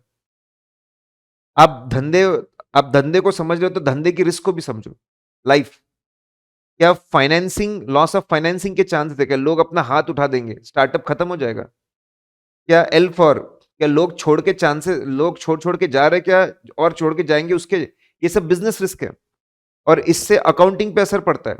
लॉस ऑफ फाइनेंसिंग हो सकती है क्या? लैक ऑफ लोग छोड़ के जाने के कितने चांसेस है? क्या इनका इनसफिशिएंट या एक्सेसिव प्रोडक्शन? दोनों गलत है। कॉस्ट ऑफ मैन्युफैक्चरिंग बढ़ जाती है, प्रॉफिटेबिलिटी कम हो जाती है। क्या ये लोग फेल हो रहे हैं अप टू डेट रहने में, स्लो चल रहे हैं? वो बिजनेस रिस्क कितनी है? क्या बहुत ज्यादा रिलायंस है किसी पर्टिकुलर सप्लायर, कस्टमर या प्रोडक्ट के ऊपर? ये सब बिजनेस रिस्क है। ये बिजनेस रिस्क की वजह से लॉसेस हो सकते हैं और उसकी वजह से अकाउंटिंग में गड़बड़ियां हो सकती है। Assets can be over valued, liabilities can be under valued. अब इतनी सारी जानकारी इकट्ठा की, क्यों? देखो यूज अलग था, क्यों? तो उनका कहना है कि देखिए जानकारी इकट्ठा करना कंटिन्यूस प्रोसेस है। इनिशियल स्टेज में बहुत ज्यादा जानकारी इकट्ठा करते हैं, लेकिन धीरे धीरे इससे एक दिमाग में पिक्चर बनता है कंपनी के धंधे के बारे में, ग्रुप के स्ट्रक्चर के बारे में, और हर चीज चेक करते वक्त हमको ये इंफॉर्मेशन काम आती है, क्योंकि ये इंफॉर्मेशन से हमको पता चलता है सच्चाई क्या है। और फिर हम चेक करते हैं कि अकाउंटिंग में सच्चाई दिख रही कि नहीं दिख रही। ये नॉलेज कहाँ काम आएगा? मेन एरियाज में मटेरियलिटी तय करने में काम आएगा, कहाँ पे मटेरियलिटी कम ज्यादा करनी है। अकाउंटिंग पॉलिसीज बराबर है कि नहीं वो चेक करने में काम, धंधा समझोगे तो पॉलिसी समझ पाओगे। आरएमएम निकालने में काम आएगा डेफिनेटली। और ऑडिट एविडेंस हमारा सफिशिएंट और अप्रोप्रिएट है कि नहीं हर एरिया के लिए। धंधे को समझोगे, एरिया को समझोगे, तब समझोगे एविडेंस हमारा सफिशिएंट अप्रोप्रिएट है कि नहीं, रिलायबल रिलेवेंट है कि नहीं। एनालिटिकल प्रोसीजर लगाने में काम आएगा, डेवलपिंग एक्सपेक्टेशन कंपैरिजन करने में। अरे धंधा समझोगे तो बाकी सारे काम कर पाओगे। कहां पे हमको ज्यादा ध्यान देना है? ऑडिट कंसिडरेशन मतलब केयरफुली सोचना किसी चीज के बारे में। कहां पे हमको केयरफुली सोचकर ऑडिट, स्पेशल ऑडिट कंसिडरेशन मतलब स्पेशल ऑडिट प्रोसीजर कहां बनानी पड़ेगी। तो ये जानकारी हमको अलग अलग एरियाज में बहुत काम आएगी। जानकारी इकट्ठा करने के बाद अगला स्टेप है identifying and assessing risk. Risk को दो लेवल पर आइडेंटिफाई किया जाता है, एक फाइनेंशियल स्टेटमेंट लेवल और असर्शन लेवल। जब सिचुएशन ऐसी हो कि कहीं पर भी गड़बड़ हो सकती है, वो बोलते हैं फाइनेंशियल स्टेटमेंट लेवल। आपका मैनेजमेंट की नीयत खराब है, कहीं पर भी गड़बड़ हो सकती है, फाइनेंशियल स्टेटमेंट लेवल। सॉफ्टवेयर बर्बाद है, financial statement level. Assertion level मुझे पता होता है इस फाइनेंशियल आइटम के इस पर्टिकुलर पॉइंट में गड़बड़ हो सकती है, दैट इज असर्शन लेवल। चार बातें करनी पड़ती है रिस्क असेसमेंट प्रोसीजर में। इंफॉर्मेशन कलेक्ट करने के बाद कंटिन्यूसली सोचना पड़ता है व्हाट कैन गो रॉन्ग, कहां पे गलती हो सकती है, वी टू आइडेंटिफाई रिस्क। फिर उसको रिलेट करना पड़ता है, या किसी एक असर्शन से रिलेटेड है, ये बहुत सारी चीजों पे इंपैक्ट डाल रहा है, परवेसिव है, is it a financial statement risk. फिर ये भी सोचना पड़ता है प्रोबेबिलिटी ऑफ रॉन्ग हैपनिंग कितनी है, लाइक्लीहुड 10%, 20%, 30%, और कितनी बड़ी गलती हो सकती है, magnitude. Magnitude is it a high risk of material. चार आइडेंटिफाई और असेस करने में चार बातें सोचनी पड़ती है। ये फाइनेंशियल स्टेटमेंट लेवल रिस्क के बारे में अगर मैं बात करूं, ठीक है, फाइनेंशियल स्टेटमेंट लेवल रिस्क पूरे पूरे फाइनेंशियल स्टेटमेंट में कहीं पर भी गड़बड़ हो सकती है। मल्टीपल फाइनेंशियल आइटम्स और असर्शन पे इंपैक्ट पड़ सकता है, स्पेसिफिक असर्शन नहीं। फाइनेंशियल स्टेटमेंट लेवल रिस्क से असर्शन लेवल रिस्क बढ़ जाती है। अगर मैनेजमेंट की नीयत खराब है, सॉफ्टवेयर खराब है, तो गलतियां होने के चांसेस, वैल्यूएशन में ऐसे भी गलती होने के चांसेस है, रिस्क और बढ़ जाती है। एग्जांपल्स दिए हुए कुछ जनरल केसेस। कंट्रोल एनवायरनमेंट अगर वीक है, मैनेजमेंट बहुत ही निकम्मा नालायक है, कंट्रोल्स को बहुत ही एटीट्यूड खराब है, कंट्रोल्स के प्रति बिल्कुल इंपॉर्टेंस नहीं दे रहा, इसकी वजह से कहीं पर भी गड़बड़ हो सकती है, फाइनेंशियल स्टेटमेंट रिस्क। मैनेजमेंट की इंटीग्रिटी में प्रॉब्लम है, फाइनेंशियल स्टेटमेंट लेवल रिस्क। जो रिकॉर्ड्स मेंटेनेंस का सॉफ्टवेयर है सिस्टम में बर्बाद है, financial statement level risk. Management की इंटीग्रिटी पे दिक्कत है बहुत ज्यादा, तो हम तो ऑडिट छोड़ने के बारे में सोच सकते हैं। और रिकॉर्ड्स अगर गड़बड़ है, तो सबूत की कमी महसूस, अगर सिस्टम अच्छा नहीं है, रिलायबल नहीं है, जानकारी नहीं दे पा रहा, क्वालिफाइड डिस्क्लेमर के बारे में सोच सकते हैं if it's not reliable. Assertions क्या होते हैं? जितनी भी जानकारी फाइनेंशियल स्टेटमेंट्स के अंदर दी हुई है, वो सब होते हैं असर्शंस, जितनी भी जानकारी दी है। और इसी को चेक कर लो, आपको मिसस्टेटमेंट्स मिल जाएंगे। एक्सप्लिसिट जानकारी डायरेक्टली क्लियरली दी जाती है, उसको हम बोलते हैं explicit assertion, positive negative. Land and building इतनी है, कॉन्टेंट लाइबिलिटी इतनी नहीं है, ऐसा है लिखा है, that is a positive. Explicit plus positive. ऐसा नहीं ऐसा लिखा है, that is negative assertion. Implicit मतलब लिखा नहीं है लेकिन पढ़कर समझ में आता है। कॉन्टिजेंट लाइबिलिटी लिखी नहीं है, मतलब समझ में आ गया कि नहीं है। मोटर कार लिखी नहीं है, मतलब नहीं है इनके पास में, सिंपल। तो assertion can be explicit implicit, ये ओवरऑल है, जितनी भी जानकारी फाइनेंशियल स्टेटमेंट से मिल रही है वो असर्शन है। अब थोड़ा स्पेसिफिक मतलब देखते हैं। फाइनेंशियल स्टेटमेंट में 3 तरह का डेटा होता है, ट्रांजैक्शन, बैलेंसेस, डिस्क्लोजर। तो उनसे क्या हमको इंफॉर्मेशन मिलती है वो देखिए, डायरेक्टली इंडायरेक्टली। जैसे अगर लैंड एंड बिल्डिंग 100 करोड़ है, हमको जानकारी मिलती है इट कि वो असली है, एग्जिस्ट, कुछ भी छूटा नहीं है, कंप्लीटनेस, अमाउंट सही है, वैल्यूएशन, हमें उसके मालिक है, राइट्स एंड ऑब्लिगेशन। ये 4 असर्शंस निकल कर आ रहे हैं। ये 4 चीजें हमको जानकारी मिल रही है, इसी को तो चेक करना है। इसी में हमको मिस स्टेटमेंट मिलेंगे। ट्रांजैक्शन सेल्स 1000 करोड़ का है, मतलब वो क्या बोल रहा है डायरेक्टली इंडायरेक्टली, मैं असली हूं। ऑकरेंस, कुछ भी छूटा नहीं है, कंप्लीटनेस, मेरा अमाउंट सही है, एक्यूरेसी, और 2 स्पेशल, मेरा capital versus revenue, department, classification सही है, कट ऑफ इस साल का अगले साल नहीं, अगले साल का नहीं। पहले 3 तो कॉमन है दोनों जगह पे, वहां पे स्पेशल राइट्स एंड ऑब्लिगेशन, यहाँ पे क्लासिफिकेशन, कट ऑफ। ये असर्शंस है, इसी को चेक करिए, मिस स्टेटमेंट मिल जाएंगे और आइटम चेक हो जाएगा। Presentation, disclosure, notes to account दोनों कंबाइन करिए। नोट्स टू अकाउंट में जो बातें लिखी है वो असली है, कंपनी को बिलोंग करती है, ऑकरेंस, राइट्स एंड ऑब्लिगेशन, ऐसा कंबाइन लिखा जाता है। ये असली बातें और कंपनी से रिलेटेड है। जानकारी कंप्लीट है। अमाउंट जो है, अगर एसेट लाइबिलिटी, अगर एसेट लाइबिलिटी के होंगे वैल्यूएशन सही है, ट्रांजैक्शन के होंगे एक्यूरेसी सही है, अमाउंट सही है, पहले 3 कॉमन है, और ये एक प्रॉपर क्लासिफिकेशन अंडरस्टैंडिंग दे रहे लोगों को। कुछ असर्शन के और पॉइंट है, डॉन, डिफरेंट। कुछ ऑडिटर चाहे तो जो असर्शन का प्रेजेंटेशन है वो अलग तरीके से कर सकते हैं। फॉर एग्जाम्पल, जैसे असर्शन हमने बोला 3 तरह का डेटा है, ट्रांजैक्शन, बैलेंस, डिस्क्लोजर, उसकी असर्शन निकाले, वो तीनों को कंबाइन कर सकते हैं। देखो मैंने बोला कुछ तो 3 तो कॉमन थे, कंबाइन करके सभी आइटम्स के कंबाइंड असर्शन निकाल सकते हैं, और कहीं कहीं पे फिर लिख देंगे नॉट एप्लीकेबल। तो लोग प्रेजेंट करने का तरीका बदल सकते हैं, कंबाइन कर सकते हैं, लेकिन ध्यान रहे जितने असर्शन दिए हैं स्टैंडर्ड में वो कवर हो, वो सारे के सारे कवर होने चाहिए। गवर्नमेंट एंटिटीज में असर्शंस बढ़ा भी सकते हैं कि भाई जितने भी ट्रांजैक्शन है वो गवर्नमेंट के पॉलिसी और लॉ के हिसाब से होंगे। किया है मतलब गवर्नमेंट पॉलिसी और लॉ के हिसाब से। ओवरऑल असर्शन, हर फाइनेंशियल स्टेटमेंट एक ओवरऑल जानकारी देता है। पीएनएल बताता है ओवरऑल प्रॉफिट कितने हैं, बैलेंस शीट बताता है ओवरऑल फाइनेंशियल पोजीशन क्या है। पहले हम स्पेसिफिक असर्शंस को चेक करते हैं, ट्रांजैक्शन बैलेंस, डिस्क्लोजर, वो चेक करने के बाद सब सही लगता है, फिर हम पूरे वो ओवरऑल प्रॉफिट सही लग रहा है ना, ओवरऑल पोजीशन सही लग रहा है ना, वो हम देखते हैं। तो वो भी ऑडिटर को सोचना पड़ता है, ओवरऑल असर्शन सही लग रहा है ना। निगेटिव असर्शन, जब ऐसा लिखा हो ऐसा नहीं है, उसको बोलते हैं negative. It can be expressed और इंप्लाइड। जैसे अगर लिखा है no content liability, it is explicit, ये एक्सप्लिसिट है। अगर कोई चीज लिखी नहीं है, बिल्डिंग लिखी नहीं है, मतलब इम्प्लिसिट है कि नहीं है। जब हम बोल रहे कुछ चीजें नहीं है उसको निगेटिव असर्शन बोलते हैं। साफ साफ लिखा हो सकता है, फिर इंप्लाइड भी हो सकता है। डॉन करके बातें थी। जब हम रिस्क निकालते हैं ना, खासकर इनहेरेंट रिस्क, कि थोड़े समय के लिए मान लो इंटरनल कंट्रोल्स नहीं है, फिर सोचो कहां गड़बड़ हो सकती है। तो हमेशा ध्यान में रखो, सोचो एक बात से कि प्रोबेबिलिटी ऑफ हैपनिंग बहुत ज्यादा है क्या, अमाउंट बहुत ज्यादा है क्या। जब भी रिस्क निकालते हो, अगर आपको ऐसा दिखे कि प्रोबेबिलिटी ऑफ हैपनिंग बहुत ज्यादा है, अमाउंट बहुत ज्यादा है, ठीक है, that is significant risk. Inherent risk, जैसे इनहेरेंट रिस्क निकालते वक्त आप कंट्रोल्स को आप इग्नोर करते हो, वैसे ही सिग्निफिकेंट रिस्क निकालते कंट्रोल्स को आप इग्नोर करिए और देखिए बहुत ज्यादा प्रोबेबिलिटी और मैग्नीट्यूड मिल रहा है क्या, उस रिस्क को सिग्निफिकेंट रिस्क। सिग्निफिकेंट रिस्क की खास बात यह है, उसके लिए स्पेशल ऑडिट प्रोसीजर हमको तय करनी पड़ती है। Test of control substantive procedure mandatory हो जाती है, और उसका अलग से सेक्शन बनता है, सब लिख के देना पड़ता है वहां पे।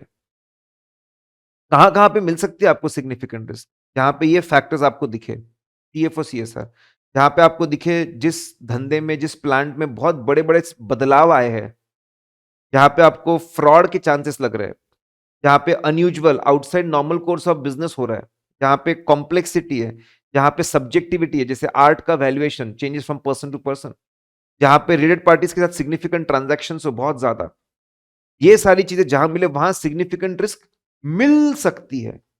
जब आपको सिग्निफिकेंट रिस्क मिल जाए तो मैनेजमेंट को लेकर बैठो और बोले ये सिग्निफिकेंट रिस्क है, अब मुझे बता तेरे कंपनी में क्या इंटरनल कंट्रोल सिस्टम है इसको कॉम्पनसेट करने के लिए। अब अगला क्वेश्चन है identifying significant risk. Significant risk के फैक्टर एक क्वेश्चन है, आइडेंटिफाइंग अलग। यहाँ पे समझा है कि जब हम ऑडिट करने जाते हैं थोड़े समय के लिए मान ले कंट्रोल्स नहीं है, देखिए कहाँ पे बहुत बड़ी रिस्क है, लाइक रिस्क मिलती है, इनहेरेंट रिस्क, वहां पे सोचिए कहाँ पे मैग्नीट्यूड और प्रोबेबिलिटी और मैग्नीट्यूड बहुत ज्यादा है, दैट इज सिग्निफिकेंट रिस्क। ऐसा भी बोल सकते हैं जब इनहेरेंट रिस्क बहुत बड़ी हो जाए तो सिग्निफिकेंट रिस्क बन जाती है।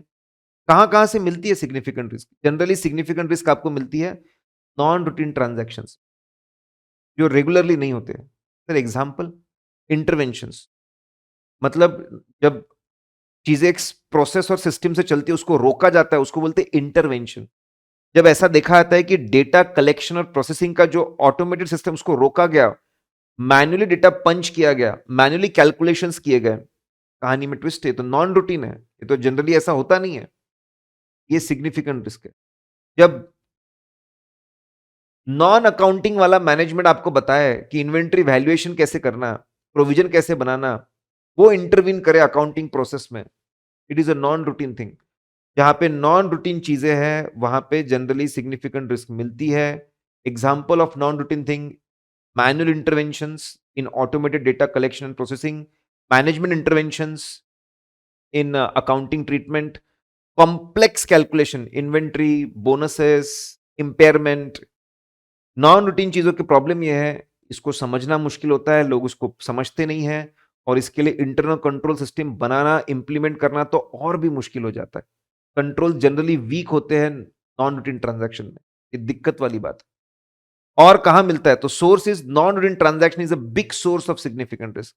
जजमेंटल मैटर्स, जहां बहुत जजमेंट लगता है कि ये ट्रांजैक्शन में अकाउंटिंग पॉलिसी क्या तय करूं, इसको किस तरीके से अकाउंटिंग करूं, मैं इसको कैपिटल ट्रीट करूं, रेवेन्यू ट्रीट करूं, कितने परसेंटेज पे कैसे, जब बहुत जजमेंट लगाना पड़ता है वहां पे सिग्निफिकेंट रिस्क होती है। उसमें भी सब्जेक्टिव और कॉम्प्लेक्स जजमेंट है या अजम्पशन है फ्यूचर के, वहां पे भी आपको सिग्निफिकेंट रिस्क मिलेगी। अच्छा, कुछ जगह तो कुछ रिस्क को हमेशा सिग्निफिकेंट रिस्क बोलना चाहिए। अगर रिस्क ड्यू टू फ्रॉड है, हमेशा सिग्निफिकेंट रिस्क, हमेशा सिग्निफिकेंट। रिलेटेड पार्टी ट्रांजैक्शन है plus outside normal course of business, दोनों कंबाइन हो गए, हमेशा सिग्निफिकेंट रिस्क। डॉक्यूमेंट क्या करे भाई, क्या जानकारी आपने हासिल की, आपने क्या रिस्क आइडेंटिफाई की, रिस्क को कॉम्पनसेट करने वाले कंट्रोल्स कौन से हैं, और इसको लेकर जो डिस्कशन हुआ टीम में, वो डिस्कशन, इन सबको आपको डॉक्यूमेंट करना पड़ेगा। चलिए, ऐसे 315 का जो दूसरा पार्ट है वो इंटरनल कंट्रोल सिस्टम से डील करता है। सबसे पहले उसके अंदर है डेफिनेशन। अगर मैं कंट्रोल्स की बहुत सिंपल डेफिनेशन बोलूं तो कंपनी के अंदर जो रूल्स, रेगुलेशन, प्रोसीजर, स्टेप्स बना के रखी हुई है ताकि काम सिस्टमैटिकली हो, अच्छे से हो, बिना फ्रॉड एरर के हो, उसको हम लोग सिस्टम्स बोलते हैं, इंटरनल कंट्रोल सिस्टम। ये बहुत एक जनरल मीनिंग है। जो फाइनेंशियल स्टेटमेंट का ऑडिटर है, फाइनेंशियल ऑडिटर के लिए इंटरनल कंट्रोल्स क्या होते हैं वो समझाया है यहाँ पे। टेक्निकल डेफिनेशन ये है, 315 बोलता है कि एक फाइनेंशियल स्टेटमेंट ऑडिटर के लिए what is internal controls. TCWG management के लोगों ने जो सिस्टम बना के रखी हुई है ताकि 4 तरह के ऑब्जेक्टिव्स अच्छे से अचीव कर सके, रीजनेबल लेवल ऑफ अश्योरेंस से अचीव कर सके, वो सभी सिस्टम्स को हम नाम देंगे इंटरनल कंट्रोल सिस्टम्स। कौन से 4 तरह के ऑब्जेक्टिव्स? कंपनी के अंदर जो सिस्टम बने हैं लॉ, रूल्स, रेगुलेशन के कंप्लायंस के लिए, जो लीगल डिपार्टमेंट और उसकी सिस्टम्स है, वो इंटरनल कंट्रोल सिस्टम में आएगा। सबसे इंपॉर्टेंट लॉ होता है, इसलिए पहला वो लिया है। फिर कंपनी के अंदर जो एसेट्स है उसको सेफ सिक्योर रखने के लिए जो गोडाउन्स, लॉक एंड की, सिक्योरिटी, रिकॉर्ड्स रखे हैं, वो आएगा। एसेट्स यूज करके ऑपरेशंस होते हैं, परचेस होता है, प्रोडक्शन होता है, सेल होता है, वो एफिशिएंटली, इफेक्टिवली हो, उसके लिए जो सिस्टम है वो इंटरनल कंट्रोल सिस्टम है। और फाइनेंशियल रिपोर्टिंग, प्राइमरी वाउचर्स बराबर बने, प्राइमरी बुक्स में बराबर जाए, सेकेंडरी बुक्स में बराबर पोस्टिंग हो, फाइनेंशियल में बराबर बने, जो पूरा फाइनेंशियल रिपोर्टिंग प्रोसेस और फाइनेंशियल स्टेटमेंट बनाने का जो प्रोसेस है, वो जो कंपनी के अंदर बना हुआ है, वो इंटरनल कंट्रोल सिस्टम। तो एक फाइनेंशियल ऑडिटर के लिए कंपनी के अंदर 4 चीजों को अचीव करने के लिए जो पॉलिसीज, प्रोसीजर, स्टेप्स बनी है, उसको अचीव करने के लिए जो सिस्टम्स बनी है, ऑडिटर उनको इंटरनल कंट्रोल सिस्टम मानता है। डेफिनेशन में हम ये 4 ऑब्जेक्टिव्स की बात करते हैं। ऑब्जेक्टिव्स पूछेंगे तो ये 4 चीजों की हम लोग बात करेंगे, और कंट्रोल्स का जनरल पर्पस क्या होता है, फिर से ये 4 चीजों के बारे में बात करेंगे। तो यही कंटेंट हमको देना है। डेफिनेशन पूछोगे तो यही देना है, ऑब्जेक्टिव पूछोगे तो ये देना है, जनरल पर्पस पूछोगे तो ये देना है। अब कुछ चीजें ना इसमें रिपीटेटिव नेचर की दिखेगी, 2-3 बार रिपीट होगी, चिंता मत करिए, ठीक है।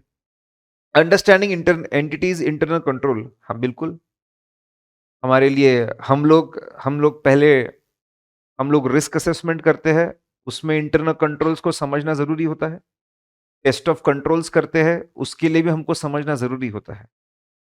तो कौन से कंट्रोल्स टेस्ट समझने हमको, इट इज इंपॉर्टेंट कि सबसे पहले हम इंटरनल कंट्रोल सिस्टम्स को समझे। लेकिन अगर आपको लग रहा होगा कि सारे कंट्रोल्स को समझे, ऐसा बिल्कुल नहीं। We don't go and understand all the controls.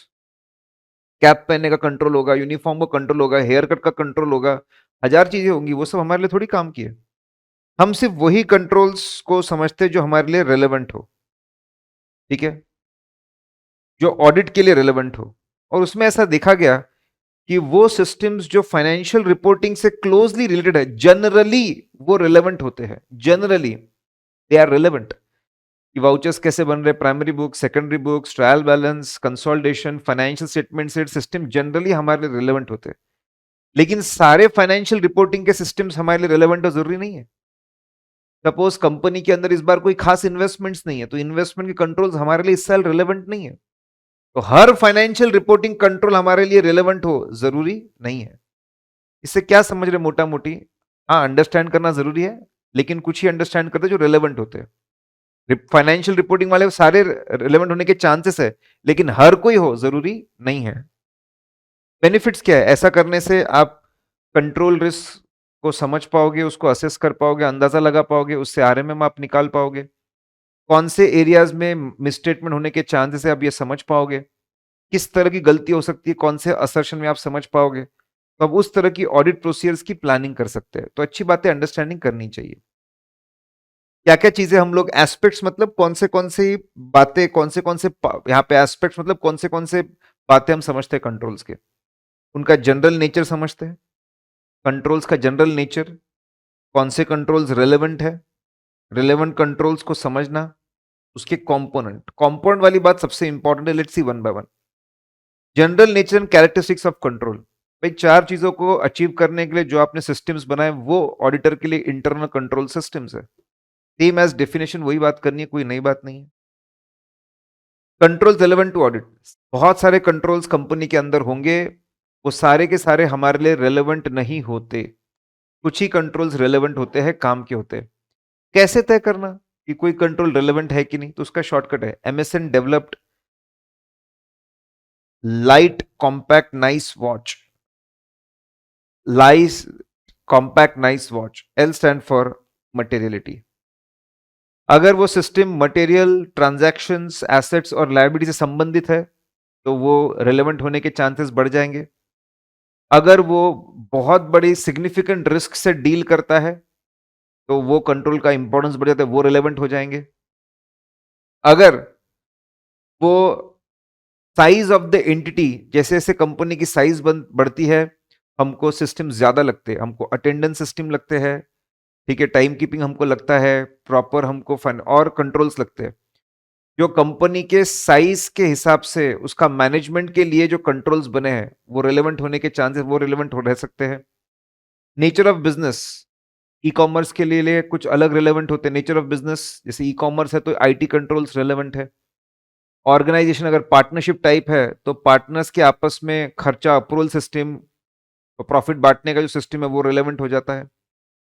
Diversity and complexity, ठीक है, बहुत नया बिजनेस, अलग बिजनेस कर रहे हो तो उस बिजनेस के कंट्रोल्स रिलेवेंट हो जाते हैं, कॉम्प्लेक्स एरिया के कंट्रोल रिलेवेंट हो जाते हैं। लीगल रेगुलेटरी रिक्वायरमेंट फुलफिल हो रही है ना, उसके लिए जो तुमने सिस्टम बनाया वो रिलेवेंट हो जाते हैं। सर्कमस्टांसेस, डीमोनेटाइजेशन हुआ तो कैश का इंपॉर्टेंस सडनली बहुत ज्यादा बढ़ गया, सर्कमस्टांसेस को ध्यान में रख के कंट्रोल्स का इंपॉर्टेंस बढ़ जाता है, रिलेवेंट बन जाते हैं। सिस्टम जहां जहां पे बहुत नया है, कॉम्प्लेक्स है, ठीक है, वो रिलेवेंट हो जाते हैं, उस पर ध्यान देना पड़ता है। सिस्टम कैसे काम कर रहा है, अगर एक कंट्रोल एक ही कंट्रोल एक रिस्क को कॉम्पनसेट कर सकता है, फिर कॉम्बिनेशन ऑफ कंट्रोल। अगर एक ही कंट्रोल है तो एक ही कंट्रोल रिलेवेंट है, जो कॉम्बिनेशन है जो रिस्क को कॉम्पनसेट करता है, तो पूरा कॉम्बिनेशन में जितने कंट्रोल आते हैं वो सारे रिलेवेंट हो जाएंगे। ये कुछ फैक्टर्स दिए हुए हैं, इनको देखोगे समझोगे तो आपको पता चलेगा किसी ऑर्गेनाइजेशन में ऑडिटर के लिए कौन से कंट्रोल रिलेवेंट होते हैं। अंडरस्टैंडिंग रिलेवेंट कंट्रोल, मैंने आपको बताया था कुछ चीजें रिपीट होगी, ये रिपीट, वहां पे पहले अंडरस्टैंडिंग कंट्रोल था, यहाँ पे अंडरस्टैंडिंग रिलेवेंट कंट्रोल है। चिंता मत करिए, मोटा मोटी चीजें सेम है। हम क्या समझते हैं डिजाइन की, क्या स्टेप्स प्रोसीजर्स बनाए गए हैं, क्या वो स्टेप्स प्रोसीजर अच्छे हैं प्रिवेंट करने में, डिटेक्ट करेक्ट करने में, और उसका इंप्लीमेंटेशन, ये दो बातें हम समझना चाहते हैं। जो रिलेवेंट कंट्रोल्स आइडेंटिफाई करेंगे, दो बातें समझना चाहते हैं, पहले डिजाइन समझते हैं फिर इंप्लीमेंटेशन समझते हैं। डिजाइन ही अगर अच्छा नहीं है तो इंप्लीमेंटेशन चेक ही क्यों करना। ठीक है, डिजाइन ही अच्छा नहीं है, ये अपने आप में एक बहुत बड़ी खामी है। हाँ भाई, लोग समझ नहीं पा रहे, इंप्लीमेंट नहीं कर पा रहे, समझ में आता, लेकिन टॉप टीसीडब्ल्यूजी मैनेजमेंट ने बनाया ही नहीं, ये अपने आप में बहुत बुरा इंडिकेशन है। तो क्या समझना है, डिजाइन और ऑपरेशनल एफिशिएंसी, पहले क्या समझना, बाद में क्या समझना, देखा कैसे समझेंगे हम लोग। आप पूछताछ करिए, कंट्रोल की जानकारी लीजिए, आप जब लोग काम कर रहे ऑब्जर्व करिए, इंस्पेक्शन ऑफ डॉक्यूमेंट करिए, कुछ ट्रांजैक्शन को ट्रेस करिए शुरुआत से आखिर तक, ये सब अंडरस्टैंडिंग आपको इंप्रूव करेंगे। सिर्फ इंक्वायरी से बात नहीं बनेगी। तो क्या समझना, कैसे समझना, क्या फायदा, कंट्रोल्स को समझोगे तो इसकी मदद से आप पहले हम रिस्क असेसमेंट कर पाएंगे, आरएमएम निकाल पाएंगे। करेक्ट, ये हम लोगों ने पहले ही डिस्कस किया था, वो बात फिर से रिपीट होती है। ये आपको बता दूं, जो अंडरस्टैंडिंग में आपके पास में डॉक्यूमेंट्स जमा हुए हैं, जनरली वो अंडरस्टैंडिंग के लिए काफी होते हैं, वो एविडेंस नहीं बनते test of control. Test of control के लिए अंदर भी हम कंट्रोल्स की बहुत सारी जानकारी इकट्ठा करते हैं, लेकिन वो अलग लेवल की होती है, अलग पर्पस के लिए होती है। ठीक है, जनरली ये एविडेंस टेस्ट ऑफ कंट्रोल में काम नहीं आता जनरली, लेकिन अगर हाईली ऑटोमेटेड कंट्रोल है, बहुत हाई लेवल ऑफ ऑटोमेशन है, और आपको बहुत भरोसा रहे कि ऑटोमेशन बहुत अच्छा है, कंसिस्टेंटली ऑपरेट करेगा, तो ऑटोमेटेड कंट्रोल्स में जो अंडरस्टैंडिंग है ऑटोमेटेड कंट्रोल्स की, वो अपने आप में टेस्ट ऑफ कंट्रोल में हमको काम आएगा, क्योंकि जो हमने समझा है रेगुलर बेसिस पे वैसा ही होते चला जा रहा है, ऑटोमेटेड सिस्टम हमने चेक की। तो यहाँ पे हल्का सा शॉर्ट नोट, क्या समझना है, कैसे समझना है, क्या फायदा होगा समझ के। अब शुरू हो रहा है सबसे इंपॉर्टेंट चीज, कंपोनेंट ऑफ इंटरनल कंट्रोल। सबसे नीचे होता है कंट्रोल एनवायरनमेंट। मैंने टीसीडब्ल्यूजी मैनेजमेंट के लोग कितना उनका एटीट्यूड क्या है, कितना इंपॉर्टेंस दे रहे हैं, how much importance they are giving to internal control system, मोटा मोटी वो होता है कंट्रोल एनवायरनमेंट। फिर एंटिटी का अपना खुद का इंटरनल रिस्क असेसमेंट प्रोसेस क्या है। अगर उनका अपना खुद का सिस्टम अच्छा होगा तो हमको बना बनाया बहुत सारा डेटा मिल जाएगा हमारा आरएमएम निकालने के लिए, रिस्क को कॉम्पनसेट करने के लिए उन्होंने किस तरह कंट्रोल एक्टिविटीज बनाकर रखी हुई। सिस्टम बनाने के बाद में किस तरह की मॉनिटरिंग हो रही है, how how monitoring is being done. और फिर कंपनी के अंदर IT system, information system, IT system का अपना इंपॉर्टेंस है कि भाई पहले क्या हुआ, अभी क्या चल रहा है, डेटा निकालना, प्रेडिक्ट करना, information system is very important. ये सारे कंपोनेंट्स को हेल्प करता है। तो सबसे इंपॉर्टेंट लोगों का एटीट्यूड कैसा है, उसके बाद उनका एंटिटी का अपना खुद का रिस्क असेसमेंट प्रोसेस कितना अच्छा है, क्या बोल रहा है, उसको कॉम्पनसेट करने के लिए एंटिटी के अंदर किस तरह की कंट्रोल एक्टिविटीज लगाई गई है, क्या इन सबको रेगुलरली मॉनिटर करके अपग्रेड किया जाता है, और क्या information system, information technology relevant information देती रहती है ताकि सारे कंपोनेंट्स में हम अच्छे डिसीजंस ले पाए। 5 कंपोनेंट इंपॉर्टेंट है। कंट्रोल एनवायरनमेंट, डेफिनेशन सिंपल है, व्हाट इज एटीट्यूड, क्या एटीट्यूड है, क्या एबिलिटी है, एडिक्वेट स्टाफ, एटीट्यूड क्या है, एडिक्वेट स्टाफ है, अवेयरनेस है किस तरह के प्रॉब्लम्स है, और क्या एक्शन ले रहे हैं of TCB management with respect to internal control system. Importance देना, पता होना कहाँ कहाँ पे पूरी टीम रखना रेडी, पता होना कहाँ पे खामियां हैं, वहां पे जाके सिस्टम्स को बनाना, that is good control environment. कौन से एलिमेंट्स को स्टडी करना चाहिए कंट्रोल एनवायरनमेंट के लिए, बहुत इंपॉर्टेंट एलिमेंट है। टीसीडब्ल्यूजी रिलेटेड कुछ पॉइंट है, मैनेजमेंट रिलेटेड और HR human resource employ related. TCWG के कुछ इंपॉर्टेंट एट्रीब्यूट्स होने चाहिए उनका, पार्टिसिपेंट एक्सपीरियंस, बहुत ही एक्सपीरियंस्ड नॉलेजेबल, सोसाइटी में अच्छा स्टेटस रखने वाले इंडिपेंडेंट टीसीडब्ल्यूजी होने चाहिए। उनका एक अच्छा इन्वॉल्वमेंट होना चाहिए कंपनी के मैनेजमेंट में। They should ask lot of questions, difficult questions to management. क्यों हमारे तरफ से गलती हुई, क्यों गलत डिसीजंस हुए, क्यों लॉस हुए, हमने पूछना चाहिए। इंटरेक्शन होना चाहिए regularly with the internal auditors and external auditors. तो टीसीडब्ल्यूजी अच्छे लोग होने चाहिए और अच्छा उनका पार्टिसिपेशन होना चाहिए कंपनी के फंक्शनिंग। मैनेजमेंट रिलेटेड, मैनेजमेंट की फिलॉसफी, कोई भी काम करे मैनेजमेंट ने सोच समझ के, बिजनेस रिस्क कितनी इन्वॉल्व है उसको ध्यान में रख के काम करना चाहिए, अच्छी बात है।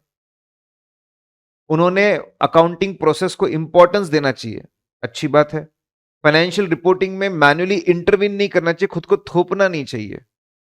तो बिजनेस रिस्क को लेकर चलने वाले लोग, अकाउंटिंग को इंपॉर्टेंस देने वाले लोग, फाइनेंशियल रिपोर्टिंग को इंपॉर्टेंस देने वाले लोग, ऐसे लोग चाहिए। फिर ह्यूमन रिसोर्स रिलेटेड बातें, पॉलिसीज और प्रोसीजर, रेगुलर पॉलिसीज प्रोसीजर होनी चाहिए कि रिक्रूटमेंट्स कितने लगेंगे, रिक्रूटमेंट के बाद ओरिएंटेशन कैसे होगा, ट्रेनिंग कैसे होगा, काउंसलिंग इवैल्यूएशन कैसे होगा, काउंसलिंग कैसे होगी, प्रमोशन, कॉम्पनसेशन, रेमिडियल एक्शंस कैसे लिए जाएंगे। ठीक है, that's good human resource.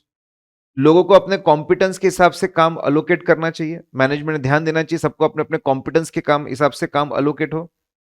Organisation structure, एक बहुत प्यारा रिपोर्टिंग स्ट्रक्चर, कम्युनिकेशन स्ट्रक्चर बनना चाहिए कि कौन किसको रिपोर्ट करेगा, हायरार्की कैसी रहेगी, खासकर इसमें। ठीक है, इसमें यह भी कि प्लानिंग के लिए कौन से लोग जिम्मेदार रहेंगे हायरार्की में, एग्जीक्यूशन के लिए कौन से, रिव्यू के लिए कौन से, एंड सो ऑन। अगर जिम्मेदारी दी है तो उसको निभाने के लिए हमने अथॉरिटी पावर्स भी देने चाहिए, अथॉरिटी पावर्स हमें देने चाहिए। Assignment of authority and power is important, और हायरार्की को ध्यान में रख के पावर्स को दीजिए। रेगुलर बेस पे कम्युनिकेशन होना चाहिए कि एथिक्स क्यों इंपॉर्टेंट है, उसको फॉलो करने तो कॉन्सिक्वेंसेस क्या रहेंगे। तो मैनेजमेंट अच्छा है, टीसीडब्ल्यूजी अच्छा है, मैनेजमेंट अच्छा है, ह्यूमन रिसोर्स अच्छे लोग हैं, कॉम्पिटेंट के हिसाब से काम दिया, स्ट्रक्चर को मानते हैं, अथॉरिटी के साथ जिम्मेदारी या रिस्पॉन्सिबिलिटी पावर भी है, और कम्युनिकेशन का पावर भी। तो अगर ये सारी चीजें हो तो हम एक अच्छा कंट्रोल एनवायरनमेंट मांगते हैं। सिर्फ एक अच्छा कंट्रोल एनवायरनमेंट होना एक बहुत अच्छी बात है, पॉजिटिव फैक्टर है, रिस्क कम होगी, सिस्टम स्ट्रांग होंगे, ऑडिट प्रोसीजर कम करनी पड़ेगी। लेकिन ध्यान रखें, सिर्फ कंट्रोल एनवायरनमेंट अच्छा है, माहौल अच्छा है, उससे बात नहीं बनेगी। सिर्फ माहौल अच्छा है उससे बात नहीं बनेगी, बाकी कंपोनेंट्स को भी बराबर काम करना पड़ेगा। Other components are required, company का खुद का रिस्क असेसमेंट प्रोसेस, उसको कॉम्पनसेट करने के लिए कंट्रोल एक्टिविटीज, उसका मॉनिटरिंग, इन्फो, ये बाकी कंपोनेंट भी अच्छे होने चाहिए। एंटिटी का खुद का रिस्क असेसमेंट, ऑडिटर ने जाके समझना है, अंडरस्टैंड करना है एंटिटी का खुद का इंटरनल रिस्क असेसमेंट सिस्टम, कि वो कैसे रिस्क आइडेंटिफाई करते हैं, वो कैसे रेगुलर बेसिस पे बिजनेस की जानकारी ऑब्टेन कर करके किस तरीके से बिजनेस रिस्क आइडेंटिफाई करते हैं दैट अफेक्ट फाइनेंशियल स्टेटमेंट्स। वो कौन सी रिस्क है धंधे में जिसका डायरेक्ट इंपैक्ट अकाउंटिंग पे पड़ रहा है, फाइनेंशियल स्टेटमेंट बन रहा है, वो आइडेंटिफाई कैसे करते हैं। आइडेंटिफाई करने के बाद में लाइक्लीहुड प्रोबेबिलिटी कैसे मेजर करते हैं, हाउ दे डू इट, समझिए उनका सिस्टम। वो आइडेंटिफाई कैसे करते हैं, आइडेंटिफाई करना असेस कैसे करते हैं। ठीक है, कैसे देखते हैं सिग्निफिकेंस, उसका मैग्नीट्यूड कितना है, उसका मैग्नीट्यूड अमाउंट कितना है, वो सिग्निफिकेंस कैसे देखते हैं, क्या एक्शन लेते हैं चीजों को ठीक करने के लिए, what action they take, correct. और उसके benefits, it will help auditor in identifying assessing risk of material, इसका ये सब समझना चाहिए, इसकी मदद से हम लोग आरएमएम अच्छा निकाल पाएंगे। तो कंपनी का खुद का इंटरनल रिस्क असेसमेंट प्रोसेस होना चाहिए, उनको पता होना चाहिए यार उनके साथ में कहां पे गड़बड़ हो सकती है, तभी जाके वो कंट्रोल एक्टिविटीज को डिजाइन कर सकते हैं, तो डिजाइन ही नहीं कर पाएंगे। तो understand how they identify, how they assess, how they find out significance, actions and benefits. अगर मैं बात करूं कंट्रोल एक्टिविटीज मतलब क्या, तो वही जो पढ़कर है, कंपनी के अंदर जो पॉलिसीज प्रोसीजर्स स्टेप्स बनी हुई है ताकि ताकि कंपनी चार तरह के ऑब्जेक्टिव्स अचीव कर सके। एक फाइनेंशियल स्टेटमेंट ऑडिटर के लिए यही डेफिनेशन होती है। ठीक है, कंट्रोल्स कई सारे होंगे लेकिन सारे रिलेवेंट हो जरूरी बिल्कुल नहीं होता। रिलेवेंट कंट्रोल्स कौन से होते हैं जनरली, रिस्क असेसमेंट करते वक़्त जो कंट्रोल्स को हमने स्टडी किया था और प्राइमा फेसी माना था कि ये कंट्रोल्स अच्छे हैं, वो रिलेवेंट होते हैं। मटेरियल ट्रांज़ैक्शंस और बैलेंस शीट से रिलेटेड चीज़ें भी वापस मटेरियल हो जाती है। डेफ़िनिटली, तो रिस्क से डील करने वाले, मटेरियल आइटम से डील करने वाले। आईटी सिस्टम्स को भी ध्यान देना चाहिए, उसको भी पकड़कर अच्छे से समझना चाहिए क्योंकि आईटी का इंपॉर्टेंस बहुत बढ़ता जा रहा है। तो पहले कंट्रोल एक्टिविटीज़ मतलब क्या समझा है और रिलेवेंट कंट्रोल्स डेफ़िनिटली समझने चाहिए, उसके क्या फ़ायदे।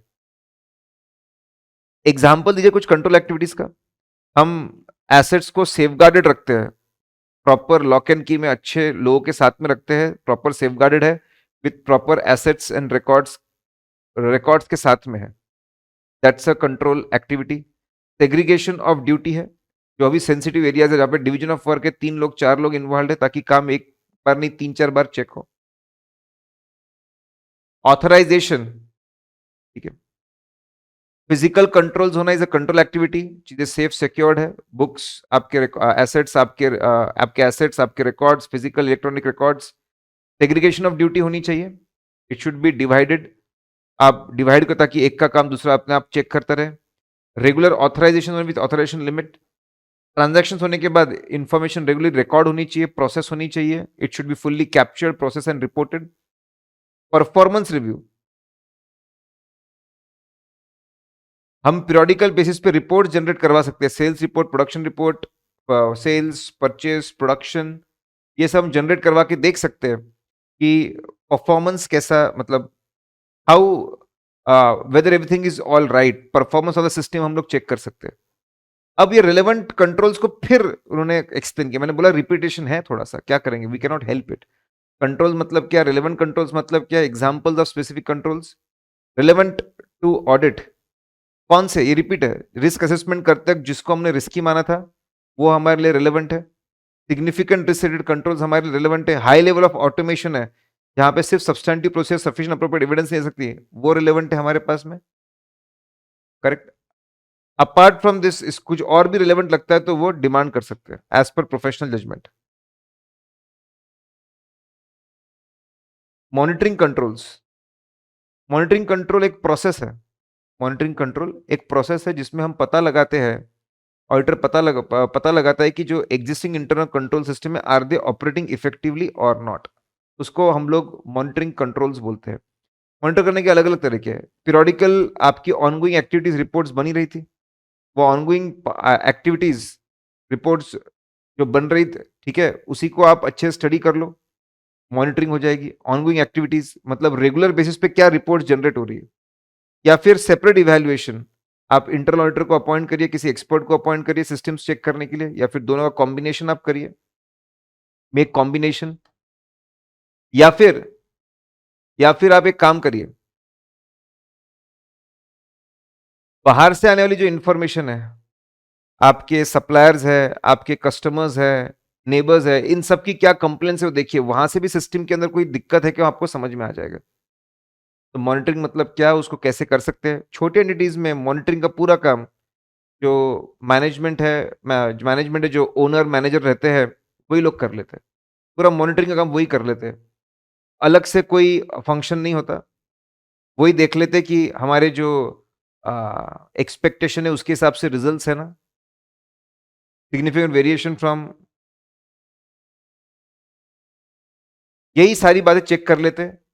फाइनेंशियल डेटा में इनएक्यूरेसी, ये भी यही लोग चेक कर लेते हैं। अगर छोटा ऑर्गेनाइजेशन है तो ज़्यादा लोड मत लीजिए, जो ओनर मैनेजमेंट है वही पूरा हेल्प लेते हैं, साइट पे जाके जो लगता है अ, उनके इंफॉर्मेशन को वो लेते हैं, बट ज़्यादा ही रिपीट हो। चलिए, कंट्रोल एक्टिविटीज़ मतलब क्या होता है? तो हम पढ़कर आए। टीसीडब्ल्यूजी और मैनेजमेंट के लोगों ने जो पॉलिसीज़, स्टेप्स, प्रोसीजर्स बना के रखी हुई है, ताकि 4 तरह के ऑब्जेक्टिव्स हम अचीव कर पाएँ, तो हम लोग कंट्रोल एक्टिविटीज़ बोलते हैं। ये भी हम लोग पढ़ के आए कि सभी कंट्रोल्स हमको समझना, टेस्ट करना ज़रूरी नहीं होता। सिर्फ़ जो हमारे लिए ऑडिट के लिए जो रेलेवेंट होते हैं, उन्हीं को हम लोग समझते हैं और टेस्ट करते हैं। ख़ास करके उसमें रेलेवेंट में वो कंट्रोल्स आते हैं रिस्क असेसमेंट के वक़्त, जिन कंट्रोल्स को हमने इम्पोर्टेंट माना था कि भई ये रिस्क को कॉम्पेंसेट करते हैं, सिग्निफिकेंट रिस्क को कॉम्पेंसेट करते हैं, या फिर जो बहुत बड़े ट्रांजैक्शन या बैलेंस से रिलेटेड कंट्रोल्स है, वही कंट्रोल्स को हम लोग जनरली रिलेवेंट मानते हैं। आईटी कंट्रोल्स भी आजकल रिलेवेंट होने लगे। IT plays very important role in accounting, तो वो भी रिलेवेंट में हम लोग कंसिडर करते हैं। कुछ एग्जांपल्स देखते हैं कंट्रोल एक्टिविटीज के। आपके जो एसेट्स होते हैं, जो रिकॉर्ड्स होते हैं, वो फिजिकल प्रोटेक्शन उसको उसका जो एक्सेस है, उसको हम रिस्ट्रिक्टेड रखते हैं। फिजिकल कंट्रोल रखते हैं कि भाई रिस्ट्रिक्टेड एरिया में रखो, कुछ ही लोग वहाँ पे एक्सेस करेंगे, कुछ ही लोग जाएँगे, रेगुलर बेसिस पे उसका काउंटिंग होगा, रिकॉर्ड से मैच करेंगे, वो फिजिकल कंट्रोल हो गए। उसके बाद कोई भी ट्रांजैक्शन हो रहा है तो उसमें सेग्रीगेशन ऑफ ड्यूटी, 3-4 लोगों में ट्रांजैक्शन बाँट दे ताकि 3-4 लोग एक साथ वो ट्रांजैक्शन पे काम कर रहे हैं, एक का काम अपने आप दूसरा बंदा चेक कर रहा है, वो भी एक कंट्रोल है। पहले एसेट्स को आप सेफगार्डेड रखिए, फिर उसको यूज़ करके जो ट्रांजैक्शन होते हैं उसमें सेग्रीगेशन लगा दीजिए। ऑथराइजेशन, सभी बड़े ट्रांजैक्शंस, बड़े अमाउंट के ट्रांजैक्शन, इंपॉर्टेंट ट्रांजैक्शन में पहले ऑथराइजेशन मिलेगा, उसके बाद ही ट्रांजैक्शन होगा। इंफॉर्मेशन प्रोसेसिंग, आपके जो ये चैप्टर नंबर 6 में हम लोग पढ़ते हैं कि आपका जो ऑटोमेटेड सिस्टम्स है, प्रोसेसिंग करने के लिए जनरल आईटी कंट्रोल्स अच्छे होने चाहिए, application control, IT dependent controls अच्छे होने चाहिए। परफॉर्मेंस रिव्यूज, रेगुलर बेसिस पे रिपोर्ट्स जनरेट होनी चाहिए। परचेज की रिपोर्ट, प्रोडक्शन की रिपोर्ट, सेल्स की रिपोर्ट, और उसकी मॉनिटरिंग होनी चाहिए। उसका तो देखना चाहिए भाई कुछ अनयूजुअल तो नहीं है। ये सभी एग्जांपल्स है कंट्रोल्स एक्टिविटी के। अब जो रिलेवेंट कंट्रोल्स को लेकर, और ये थोड़ा रिपीटेशन है, इट्स ओके, कि भाई जो आपने रिस्क असेसमेंट के वक्त जो कंट्रोल्स को आपने इफेक्टिव माना था कि ये रिस्क को कॉम्पनसेट कर सकते हैं, वो रिलेवेंट कंट्रोल्स है। सिग्निफिकेंट रिस्क को कॉम्पनसेट करने वाले कंट्रोल्स रिलेवेंट है। जहाँ पे हाई लेवल ऑफ ऑटोमेशन है, जहाँ पे सब्सटैंटिव प्रोसीजर अलोन चीज़ों को रोक नहीं पाएगी, वो रिलेवेंट कंट्रोल्स में आते हैं। इसके अलावा ऑडिटर के जजमेंट के हिसाब से कोई भी कंट्रोल, जैसे बड़े आइटम्स है, उसको भी वो रिलेवेंट बोल सकता है। मॉनिटरिंग कंट्रोल्स क्या होता है? मॉनिटरिंग कंट्रोल्स के अंदर, मॉनिटरिंग मतलब रेगुलर बेसिस पे कंट्रोल्स को स्टडी करना, एनालाइज करना, कि उसकी डिजाइन, उसका ऑपरेटिंग इफेक्टिवनेस कैसा चल रहा है। Are they able to prevent, detect, correct material misstatements, मतलब उसका ओवरव्यू, उसका सुपरविजन करते रहना चाहिए रेगुलर बेसिस पे। कंपनी के अंदर मॉनिटरिंग सिस्टम होनी चाहिए। जनरली मॉनिटरिंग कैसे हो सकती है? ऑनगोइंग एक्टिविटी हो सकती है, जैसे मंथली बेसिस पे एमआईएस बन रहा है, रिपोर्ट्स निकल रही है, उसकी मदद से हम मॉनिटरिंग कर सकते हैं सब बराबर चल रहा है ना। सेपरेट इवैल्यूएशन करा सकते हैं, इंटरनल ऑडिटर को अपॉइंट कर लीजिए, यू अपॉइंट इंटरनल ऑडिटर, किसी एक्सपर्ट को अपॉइंट कर लीजिए जो स्टडी कर दे सिस्टम आपको।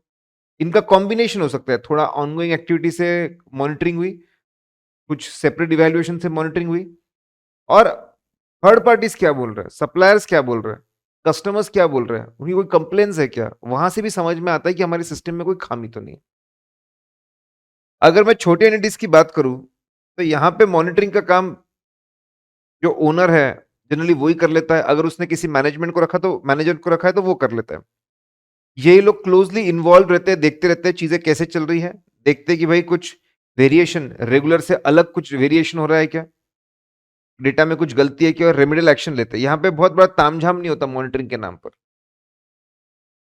Monitoring with the help of internal audit function, बिल्कुल इंटरनल ऑडिट एक बहुत अच्छा तरीका है मॉनिटरिंग करने का। It's a very good tool to do monitoring.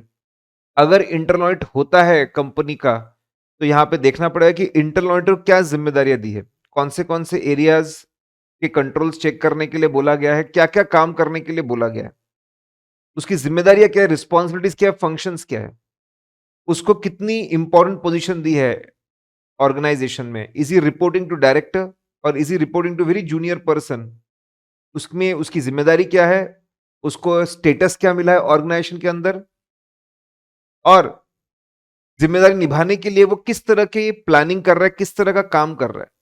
तो ओवरऑल जिम्मेदारी क्या है, स्टेटस क्या मिला है, और किस तरह काम उसने प्लान किया अपने एरिया का, ये समझना चाहिए ऑडिटर ने। तो अगर इंटरनल ऑडिटर है तो समझिए। नाउ अंडरस्टैंडिंग की जब हम काम करते हैं कि उसका काम समझना है, फंक्शन, रिस्पॉन्सिबिलिटी, उसको और समझाया कि देखिए उसको क्या काम मिला है। इंटरनल ऑडिटर को अलग अलग तरह के काम मिल सकते हैं, ये हम पढ़ने वाले 610 में। कभी उसको बोला जाता है कि तू गवर्नेंस में ईसीडब्ल्यूजी को मदद कर, उनको सजेशंस दे, एडवाइजरी दे, चीजों को अच्छे से करने के लिए, सिस्टम्स इंप्रूव करने के लिए। कभी उससे नीचे रिस्क मैनेजमेंट में उसकी हेल्प ली जाती है, डिस्कस करेंगे 610 में उसके अंदर। या फिर कभी कभी कुछ एरियाज के कंट्रोल्स चेक करने के लिए बोला जाता है। तो आप ये समझिए ना किस तरह का काम है। ये भी समझिए ऑर्गेनाइजेशन के साइज और स्ट्रक्चर के हिसाब से उसको अच्छी खासी जिम्मेदारी, अच्छी खासी चीजें को कवर कर रहा है ना। अगर इंटरनल कंट्रोल्स, अगर इंटरनल ऑडिट हमको मजा आता है, अच्छा लगता है, ठीक। अगर अगर internal audit relevant controls cover कर रहा है, मतलब जो कंट्रोल्स हम चेक करना चाहते थे, समझना चाहते थे, वो कवर कर रहा है, तो बहुत बढ़िया यार, तेरा काम मुझे काम यूजफुल हो सकता है। तो ऐसे 610 लगाना पड़ता है और उसके काम को यूज करना पड़ता है। तो इसके बारे में हम थोड़ा देखने वाले हैं। तो आपको मोटा मोटी ये बताना है कि अच्छा है मॉनिटरिंग के लिए, समझो इंटरनल ऑडिट को, समझो वो क्या काम कर रहा है और किस तरीके से काम कर रहा है। अगर अच्छा काम कर रहा है तो हम उसके काम को यूज कर सकते हैं as a statutory auditor. Information system और इंफॉर्मेशन टेक्नोलॉजी को समझना जरूरी है। इसमें हमको क्या बातें समझनी पड़ेगी? हमको सबसे पहले समझना पड़ेगा, ट्रांजैक्शन रिलेटेड चीजें आपको समझनी पड़ेगी। भाई सिग्निफिकेंट क्लास ऑफ ट्रांजैक्शंस कौन से परचेसेस बड़े लेवल पे होते हैं, कौन से प्रोडक्शन बड़े लेवल पे, कौन से खर्चे बड़े लेवल पे, कौन से सेल बड़े लेवल पे, कौन से receipt payment, significant class of transactions क्या है, इस ट्रांजैक्शन करने का बिजनेस प्रोसेस क्या है, कौन इनिशिएट करता है ट्रांजैक्शन, कौन ऑथराइज करता है, कौन इसको रिकॉर्ड करता है, कौन डॉक्यूमेंट करता है, कौन इसको सुपरवाइज करता है, कौन इसकी ठीक है, कौन इसको सुपरवाइज करता है, कौन इसकी अकाउंटिंग कर, फिर इसका अकाउंटिंग सिस्टम भी समझिए, कौन इसके वाउचर बनाता है, कौन प्राइमरी बुक्स में डालता है, कौन सेकेंडरी बुक्स में डालता है, एंड कौन लेजर में पोस्टिंग करता है, ये भी आपको समझना चाहिए। तो you should understand significant class of transaction, you should understand their business process, you should understand their accounting process, you should know इस ट्रांजैक्शन से रिलेटेड इंपॉर्टेंट अकाउंट्स कौन से, परचेस से रिलेटेड परचेस है, उसका इनपुट आता है ट्रांसपोर्टेशन चार्ज, इससे रिलेटेड इंपॉर्टेंट अकाउंटिंग स्टेटमेंट्स कौन से है, अकाउंटिंग रिकॉर्ड्स कौन से है, ये और अकाउंटिंग की प्रोसेस हमको पता होनी चाहिए। इवेंट्स एंड कंडीशन, ट्रांजैक्शंस के अलावा भी ऐसे फाइनेंशियल इवेंट्स और कंडीशन है जिसका बड़ा इंपैक्ट होता, goodwill impairment, investment valuation, provision for litigation. Entity के अंदर इस तरह के इवेंट्स को कैप्चर करने का, आइडेंटिफाई करने का, कैप्चर करने का, रिकॉर्ड करने का, प्रोसेस करने का क्या सिस्टम है, वो भी हमको पता होना चाहिए। Financial reporting process, financial statement बनाने का क्या सिस्टम है, किस तरीके से ट्रायल बैलेंस को जनरेट किया जाता है, किस तरीके से उसको शेड्यूल्स में पंच किया जाता है, किस तरीके से प्रॉपर फॉर्मेट में बनाया जाता है, फाइनेंशियल रिपोर्टिंग सिस्टम भी हम समझना चाहते हैं। एक एक का हम ये कैसे फाइनेंशियल इंफॉर्मेशन रेडी हो रही है उसका सिस्टम समझ रहे हैं, इंपॉर्टेंट ट्रांजैक्शन का सिस्टम, इवेंट्स कंडीशन का सिस्टम, फाइनेंशियल रिपोर्टिंग प्रोसेस का सिस्टम, जर्नल एंट्रीज, कौन सी बड़ी बड़ी जर्नल एंट्रीज है, non recurring non standard journal entries है, किस तरीके से कौन उसको पास कर सकता है, कौन उसको अप्रूव करता है, कौन सुपरवाइज करता है, क्या डॉक्यूमेंट्स अटैच किए जाते हैं, ये भी समझिए। फिर अब जब हम लोगों ने बात की कि आपको अकाउंट्स डिपार्टमेंट की अंडरस्टैंडिंग होनी चाहिए, you should have a good understanding of accounts department, तो इसमें कम्युनिकेशन की बहुत एक इंपॉर्टेंट बात होती है। तीन तरह की बातें, पहले एक्सटर्नल कम्युनिकेशन, इंडस्ट्री के अंदर कोई रेगुलेटरी अथॉरिटीज, क्या कोई रेगुलेटरी अथॉरिटीज है जो एंटिटी को बताती है कि भाई हमारा फाइनेंशियल प्रिंसिपल, हमारे अकाउंटिंग प्रिंसिपल्स कैसे होने चाहिए, उसका फॉर्मेट कैसे होने चाहिए, प्रेजेंटेशन डिस्क्लोजर कैसा होना चाहिए, बताते हैं क्या? अगर ऐसे अथॉरिटीज है, रेगुलेटरी अथॉरिटीज है जिन्होंने बताया, अगर बताया है how accounting should be done and how financial should be prepared, presented and disclosed, तो उस बात को अच्छे से सुन के नोट करना चाहिए और पूरे टीम उसको नोट करना चाहिए और पूरी टीम को बताना चाहिए।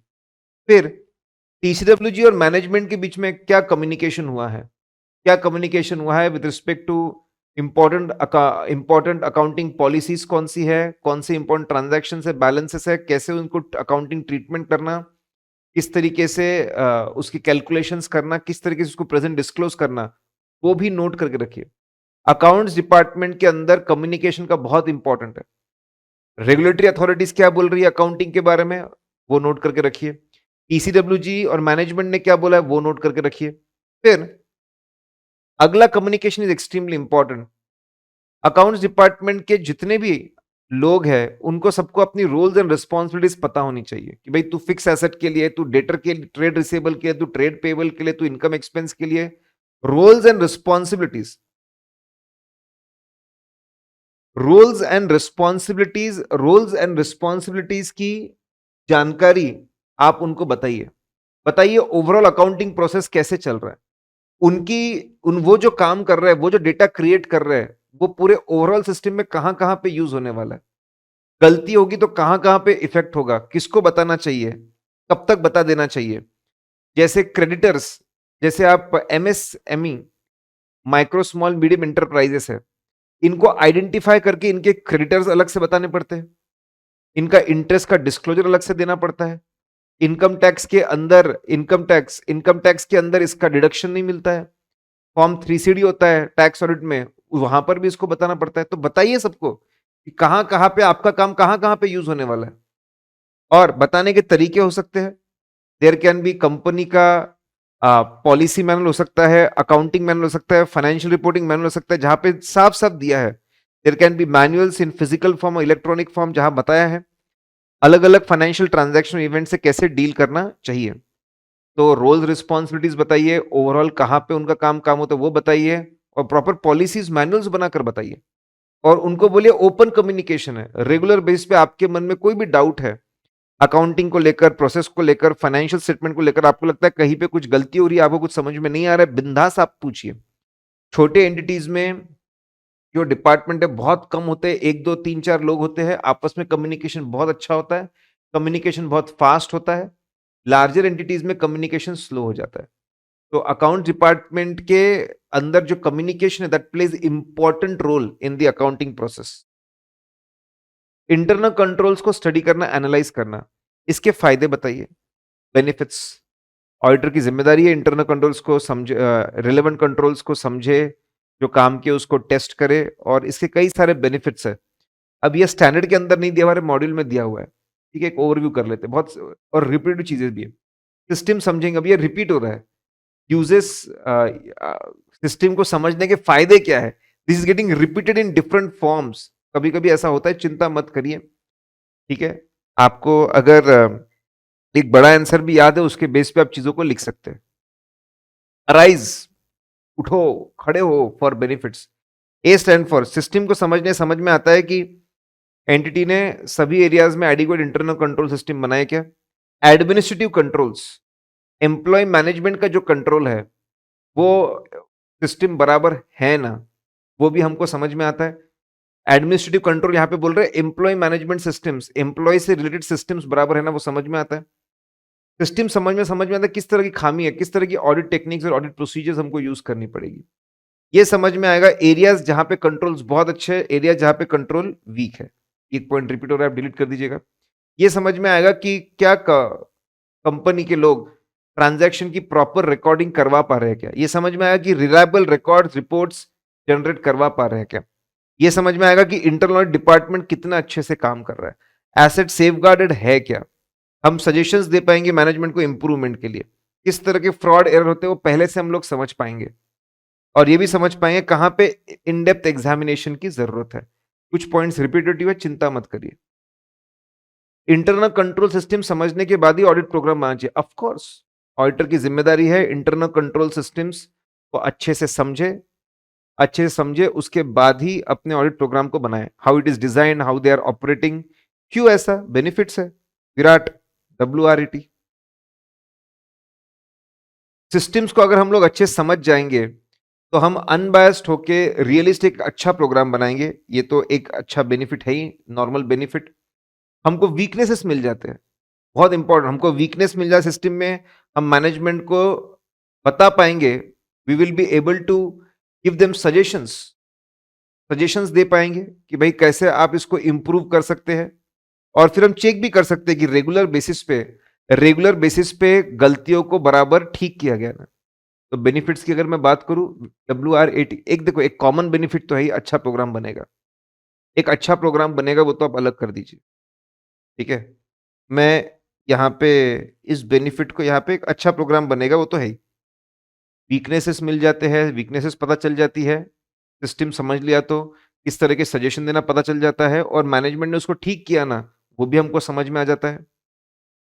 Are stand for real state of affairs. बहुत सी बार मैनेजमेंट क्या करता है, एक बार अच्छा सिस्टम खरीदता है, इंस्टॉल करता है, उसके बाद ध्यान नहीं देता। हमको लगता है सब बराबर चल रहा होगा, ऐसा नहीं है। हमको सिस्टम समझने, टेस्ट के समझेगा, आर दे रियली ऑपरेशनल। कभी कभी हो सकता है state of affairs are very worst, बहुत ही वर्स्ट, ठीक है, और बहुत बेकार है, और हो सकता है उसकी हाथ से गलती हो जाए, वो अच्छा समझ के ऑडिट प्रोसेस कम कर दे। तो रियल स्टेट ऑफ अफेयर्स पता चलता है इंटरनल कंट्रोल सिस्टम समझने से। हो सकता है चीजें बहुत खराब है, हमको ज्यादा मेहनत करने की जरूरत है। Appropriate audit procedures, of course, जब कंट्रोल समझ में आते हैं कहां पे वीकनेस है, कैसी वीकनेस है, तो हम बराबर उस असर्शन के लिए हम ऑडिट प्रोसीजर को तय करते हैं। जहां पे ऑडिट प्रोसीजर, जहां पे कंट्रोल्स वीक है, वहां पे ज्यादा ऑडिट प्रोसीजर हम लोग रख सकते हैं। जैसे एग्जांपल है, वेजेस में अगर वीक है, ठीक है, तो हम खुद जाकर डिस्ट्रीब्यूशन ऑफ वेजेस देख सकते हैं कि भी कोई डमी वर्कर्स तो नहीं है। ट्रेड रिसीवेबल में वीक है, हम एक्सटर्नल कंफर्मेशन को ज्यादा लगा सकते हैं। हम एक्सटर्नल कंफर्मेशन को ईयर एंड पे रख सकते हैं किसी और डेट के बजाय। टेस्ट चेक प्लान, अगर कंट्रोल से हमको समझ में आता है कि हमने सैंपलिंग करनी चाहिए कि 100% चाहिए करना चाहिए और कितनी सैंपलिंग करनी चाहिए, तो अगर हम बात करें, ऑडिट प्रोग्राम बनाने में काफी मदद मिलती है। इंटरनल कंट्रोल सिस्टम को समझ के हमने ऑडिट प्रोग्राम को बनाना चाहिए। इंटरनल कंट्रोल सिस्टम को समझने के लिए अलग अलग टूल्स है, narrative records, flow chart, checklist और क्वेश्चनर। लेट्स सी, सबसे पहले हम ये समझते हैं कि ये नरेटिव नरेटिव रिकॉर्ड्स क्या होते हैं। What are this narrative records? बहुत सिंपल है। जो छोटे ऑर्गेनाइजेशन है, जहां पे कोई फॉर्मल इंटरनल कंट्रोल सिस्टम नहीं है, वहां पे ये टूल ज्यादा एडवाइजेबल है। हम वहां पे जाकर देखते हैं कि लोग काम करने का तरीका क्या है, थोड़ी बहुत टेस्टिंग करते हैं, उसके बाद complete exhaustive line by line description लिखते हैं, लिख लिख के डिस्क्राइब करते इंटरनल कंट्रोल सिस्टम को कि रमेश, सुरेश, नरेश ऐसे 10 लोग हैं, एक एक बंदा क्या क्या काम करता है, ऐसे लिख कर देते हैं। करेक्ट, इसको हम लोग नरेटिव रिकॉर्ड्स बोलते हैं। एडवांटेज ये है, इसको बनाना बहुत आसान है, बस आपने जो देखा हो लिख दो। बनाना बहुत आसान है, लेकिन प्रॉब्लम यह है दूसरे लोगों को समझ में नहीं आता, कॉम्प्रीहेंड, पढ़ना समझ में नहीं आता, विजुलाइज नहीं कर पाते। विजुलाइज नहीं कर पाते तो वीकनेस का पता नहीं कर पाते, और अगर इसको बदलना है तो बदलना बहुत मुश्किल हो जाता है। सब बहुत ज्यादा थेरी थेरी में लिखा हुआ है। इससे बेहतर है flow chart. Graphical diagrammatic representation of internal control system is flow chart. इससे एक बार में एक ओवरव्यू, एक बर्ड्स आई व्यू मिल जाता है कि ओवरऑल सिस्टम कैसा है, कैसे काम चल रहा है। ओवरऑल व्यू मिलने से एक बड़ा सेटिस्फैक्शन मिलता है, फिर हम धीरे धीरे और अंदर बढ़ते जाते हैं। और ये बहुत ही कंसाइज शॉर्ट में चीजों को समझाने का तरीका है। इसमें बहुत कम लिखना पड़ता है, कम लिखना पड़ता है, सिस्टम अच्छे समझ में आता है, आसानी से डेफिशिएंसीज हम लोग पकड़ लेते हैं और सजेशंस भी हम लोग दे देते हैं। जो भी डिसएडवांटेज थे नैरेटिव के, यहाँ पे वो दूर हो जाते हैं। चेकलिस्ट ये भी एक तरीका है, सीरीज ऑफ इंस्ट्रक्शंस और क्वेश्चन है जो ऑडिट टीम मेंबर को दिए जाते हैं कि तू इसको पढ़, इसको समझ और इसको तू फिलअप कर, यस नो नॉट एप्लीकेबल, इसके आंसर्स लिख, तू बता, उसको एक्सप्लेन कर। और होने के बाद अपने इनिशियल्स और सिग्नेचर डाल कि मैंने चेकलिस्ट भरी। इसमें जैसे परचेस है तो वहां वहां पे क्वेश्चन होते हैं, कंपनी टेंडर फ्लोट करती है क्या, रिटर्न परचेस ऑर्डर देती है क्या, परचेस ऑर्डर का फॉर्मेट फिक्स्ड है ना, परचेस ऑर्डर प्री नंबर्ड होता है ना, जो बंदा, ठीक है, जो बंदा जिसका जो बंदा रिकॉर्ड्स, स्टॉक के रिकॉर्ड, स्टॉक कंट्रोल के जो रिकॉर्ड जिसके पास है, वो बंदा परचेस वाला नहीं होना चाहिए, रिसीव करने वाला नहीं होना चाहिए, इंस्पेक्शन वाला नहीं होना चाहिए, कस्टडी वाला नहीं होना चाहिए। जो रिकॉर्ड रख रहा है वो अलग होना चाहिए, सेग्रीगेशन ऑफ ड्यूटी होनी चाहिए। और एक बार मेंबर बना ले तो प्रिंसिपल, मैनेजर, सीनियर ने उसको चेक करना चाहिए। तो चेकलिस्ट भी एक तरीका है इंटरनल कंट्रोल सिस्टम के अंदर की खामियों को ढूंढ के निकालने का। इंटरनल कंट्रोल क्वेश्चन क्या होता है? ये सीरीज ऑफ क्वेश्चंस है, और ये क्वेश्चंस क्लाइंट को दिए जाते हैं। क्लाइंट को बोलते तुम इनको पढ़ो, तुम इनको समझो, तुम इनको जवाब दो, यस नो नॉट एप्लीकेबल में यस मतलब सब सही है, नो मतलब गड़बड़ है, नो मतलब नॉट एप्लीकेबल। काफी यूज होता है। हो सकता है कि पूरे ऑर्गेनाइजेशन के लिए एक क्वेश्चनर दे दे, ठीक है, एनुअली, या फिर हो सकता है अलग अलग सेक्शन के लिए अलग अलग क्वेश्चनर्स दिए जाए। मैनेजमेंट अपने सिस्टम को बहुत अच्छे से जानता है, वो उसको स्टडी करके हमको बताए, वो क्वेश्चन समझ के आता है, फटाफट बता देता है, कहाँ-कहाँ पे चीज़ें सही है, कहाँ पे गलत है। ये सब रिव्यूज़ है इंटरनल कंट्रोल्स को समझने के, उसकी उसकी खामियाँ समझने के। Internal controls in small business. छोटे बिज़नेस में क्या है भाई, ऑडिट का ऑब्जेक्टिव तो चेंज होता नहीं है। छोटे बिज़नेस में कंट्रोल्स लेकिन वैसे नहीं होते जैसे लार्ज बिज़नेस में होते हैं। रिसोर्सेज़ कम है, लोग कम है, सेग्रीगेशन ऑफ ड्यूटी नहीं होता। ऐसे केस में कंट्रोल्स वीक होते हैं। ओनर ही पूरा कंट्रोल सँभालता है, सुपरविज़न करता है। जब कंट्रोल्स वीक है, दिख नहीं रहे इतने अच्छे, तो टेस्ट ऑफ कंट्रोल पे ज़्यादा एफर्ट्स मत लगाइए। सीधा आप सब्सटैंटिव प्रोसीजर को ज़्यादा लगाइए। छोटे बिज़नेस में टेस्ट ऑफ कंट्रोल पे एफर्ट्स मत लगाइए, directly apply substantive procedure.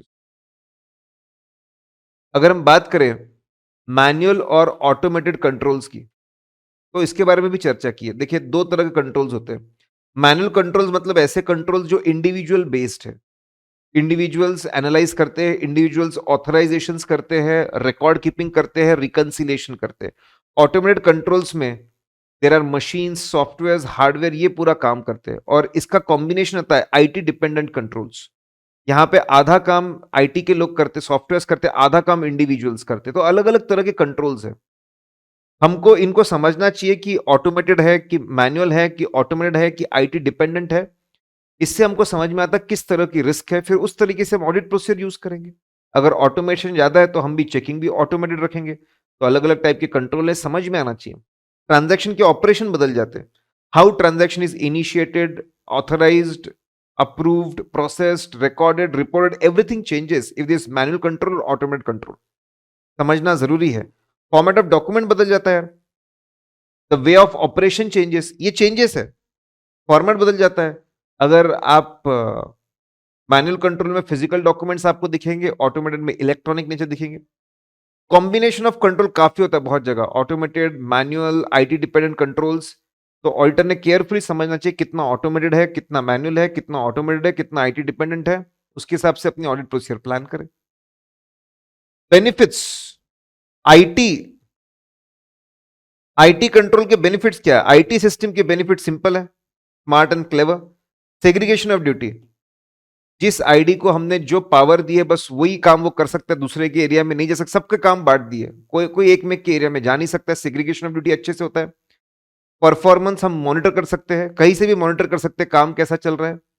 Additional analysis, बहुत सारे रेशियोज और चार्ट जो मैनुअल में पॉसिबल नहीं वो ऑटोमेटेड में बना सकते हैं। रिस्क को काफी हद तक रिड्यूस कर देता है क्योंकि इसको मैनिपुलेट करना मुश्किल है। लोगों को मैनिपुलेट करना आसान है, सिस्टम को मैनिपुलेट करना मुश्किल होता है। टाइमली टाइमली रेगुलर बेसिस पे एक्यूरेट इंफॉर्मेशन अवेलेबल होती है क्योंकि सिस्टम्स है, तो कंसिस्टेंटली चीजों को इंप्लीमेंट किया जाता है। कॉम्प्लेक्स ट्रांजैक्शन भी आसानी से हो जाते हैं, लार्ज वॉल्यूम ऑफ ट्रांजैक्शन भी फटाफट हो जाते हैं। आईटी के गुणगान तो कर लिए, लेकिन आईटी की रिस्क भी है। सबसे पहले आईटी पर्सनल आते हैं, तो उससे रिस्क हो गई। आईटी पर्सनल देखो एक सीक्वेंस है, पहले आईटी के लोग आते हैं आईटी डिपार्टमेंट में, फिर डेटा आता है, फिर उसकी प्रोसेसिंग होती है, फिर चेंजेस होते हैं ओवरऑल। आईटी के लोगों को बहुत ज्यादा पावर्स और प्रिविलेजेस मिल चुके हैं जिसकी जरूरत नहीं, उससे भी ज्यादा। तो आईटी के लोग इतने पावरफुल हो गए, वो अपने पावर का मिसयूज करके गलत चीजें कर सकते हैं। डेटा अनऑथराइज एक्सेस हो सकता है, डेटा को अनऑथराइज एक्सेस करके डिस्ट्रक्शन ऑफ डेटा हो सकता है, लीक हो सकता है डेटा। नकली ट्रांजैक्शन उसमें डाल सकते हैं। अनऑथराइज ट्रांजैक्शन को ऑथराइज कर दे सकते हैं, जो हमने रिजेक्ट किए थे उसको अप्रूव कर दिया।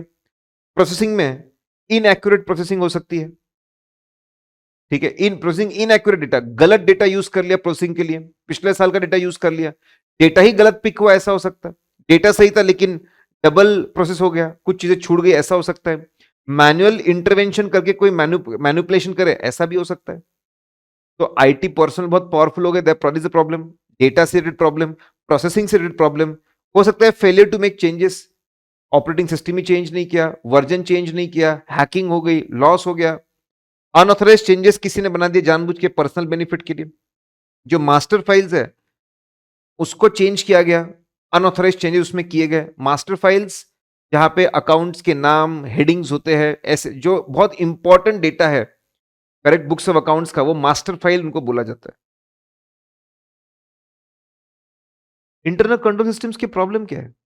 इंटरनल कंट्रोल सिस्टम कितने भी अच्छे बनाओ, आप कंट्रोल रिस्क को जीरो नहीं कर सकते। हमेशा कुछ ना कुछ रिस्क रहेगी, सिर्फ रीजनेबल लेवल ऑफ एश्योरेंस से वो काम करेंगे। क्यों? प्रॉब्लम्स है ना, टॉप लेवल के प्रॉब्लम्स है। मैनेजमेंट का जजमेंट हो सकता है गलत हो जाए, मैनेजमेंट को लगा इतना सिस्टम काफी होगा, गलत हो गया। हो सकता है मैनेजमेंट खुद ओवरराइड कर ले, हो सकता है पैसे बचाने के लिए सिस्टम क्रिएट ना करे, कॉस्ट बेनिफिट एनालिसिस सोच करके। ये प्रॉब्लम्स है सिस्टम्स के। मिड लेवल मैनेजमेंट में कोल्यूजन, एम्प्लॉयज के साथ में मिलकर गलत काम कर रहे हैं। लोअर लेवल एम्प्लॉयज की अगर मैं बात करूं, तो ह्यूमन जजमेंट लगाने में गलती हो सकती है। उनको कभी कभी समझता ही नहीं कि क्यों रिपोर्ट्स बन रही, क्यों सिस्टम है, इसका क्या यूज है, पता ही नहीं चलता। आईएफसी वर्सेस आईएफसीआर के बारे में बताइए। आईएफसी मतलब इंटरनल फाइनेंशियल कंट्रोल्स, ये कंपनीज एक्ट में डिफाइंड है। It is a bigger thing. इसकी डेफिनेशन और इंटरनल कंट्रोल सिस्टम की डेफिनेशन एज पर ऐसे 315 एग्जैक्टली सेम है। कंपनी के अंदर ऑडिटर के लिए, कंपनी के अंदर जो टीसीबी मैनेजमेंट ने सिस्टम बनाए 4 चीजों को अचीव करने के लिए। लॉ का compliance, safeguarding assets, operation efficient effective, financial information बराबर बनती रहे। एक उन्होंने एक्स्ट्रा जोड़ दिया, फ्रॉड एरर को प्रिवेंट डिटेक्ट करे, ठीक है, एक्स्ट्रा जोड़ दिया है, उसको हम लोग आईएफसी बोलते हैं। तो ये सभी जो कंट्रोल्स होते हैं, 4 तरह की चीजें अचीव करने के लिए सिस्टम है, उसको हमने इंटरनल कंट्रोल बोला, यहां पे एक 5 कर दिया, डन। आईएफसी क्या है? कंपनीज एक्ट में डिफाइंड है, गाइडेंस नोट में डिफाइंड है।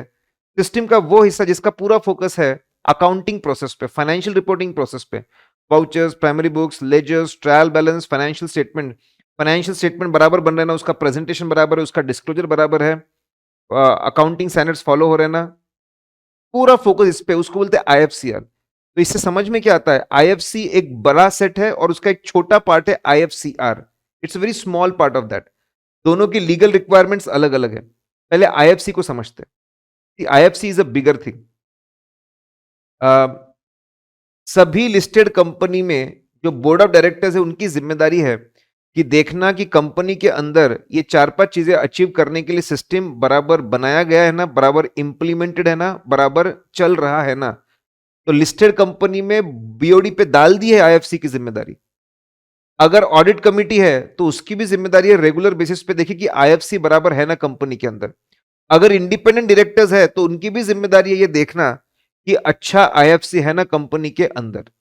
मतलब बड़ी कंपनियों में जिम्मेदारी डाल दी है बोर्ड पे, बोर्ड से छोटा ऑडिट कमिटी, उससे छोटा इंडिपेंडेंट डायरेक्टर, सब पे जिम्मेदारी डाल दी कि आप इंश्योर करिए कंपनी के अंदर अच्छा इंटरनल फाइनेंशियल कंट्रोल है, ये 4-5 चीजों को अचीव करने के लिए। सिर्फ बड़े कंपनियों में जिम्मेदारी डाली है। सभी कंपनियों में IFCR is very important, it is a small part of IFC, it's very important. सभी कंपनियों में बोर्ड ऑफ डायरेक्टर की जिम्मेदारी टू इंश्योर कि कंपनी के अंदर एक अच्छा आईएफसीआर है, मतलब अकाउंटिंग प्रोसेस, फाइनेंशियल स्टेटमेंट बनाने के लिए अच्छा सिस्टम है। सभी कंपनियों में ऑडिटर को रिपोर्ट करना पड़ता है अपने ऑडिट रिपोर्ट में, और एक अलग से ऑडिट रिपोर्ट बनानी पड़ती है कि क्या आईएफसीआर इज एडिक्वेट। तो सभी कंपनी में बोर्ड की जिम्मेदारी है आईएफसीआर मेंटेन करे, हमारी जिम्मेदारी हम रिपोर्ट करें। हम कभी आईएफसी पे रिपोर्ट नहीं करते, नहीं तो हम इंटरनल ऑडिटर बन जाएंगे भाई साहब। लेकिन कुछ लोगों को एग्जेम्पशन है, ये हम लोग कंपनी ऑडिट में पढ़ते हैं, प्राइवेट का कंपनी ऑडिट में इसको पढ़ते हैं हम लोग, ठीक है। कुछ लोगों को एग्जेम्पशन देकर रखा है कि भाई आपके कंपनी को रिपोर्टिंग करने की जरूरत नहीं है। नॉन कॉर्पोरेट्स के भी केस में, इंडिविजुअल पार्टनरशिप ट्रस्ट में भी आपको रिपोर्टिंग करने की जरूरत नहीं है। इंटरिम फाइनेंशियल स्टेटमेंट्स जो बनते हैं मंथली, क्वार्टरली, वहां पर भी रिपोर्टिंग करने की जरूरत नहीं है। कंपनीज एक्ट की चीजें सिर्फ एनुअल फाइनेंशियल स्टेटमेंट के लिए होती है, करेक्ट। तो ये भी एक इंपॉर्टेंट चीज है। फिर अगला पार्ट है ऐसे 610 इंटरनल ऑडिटर के ऊपर। सबसे पहले बताता है इंटरनल ऑडिटर होता क्या और किस तरह काम जनरली प्रैक्टिकल लाइफ में करता है।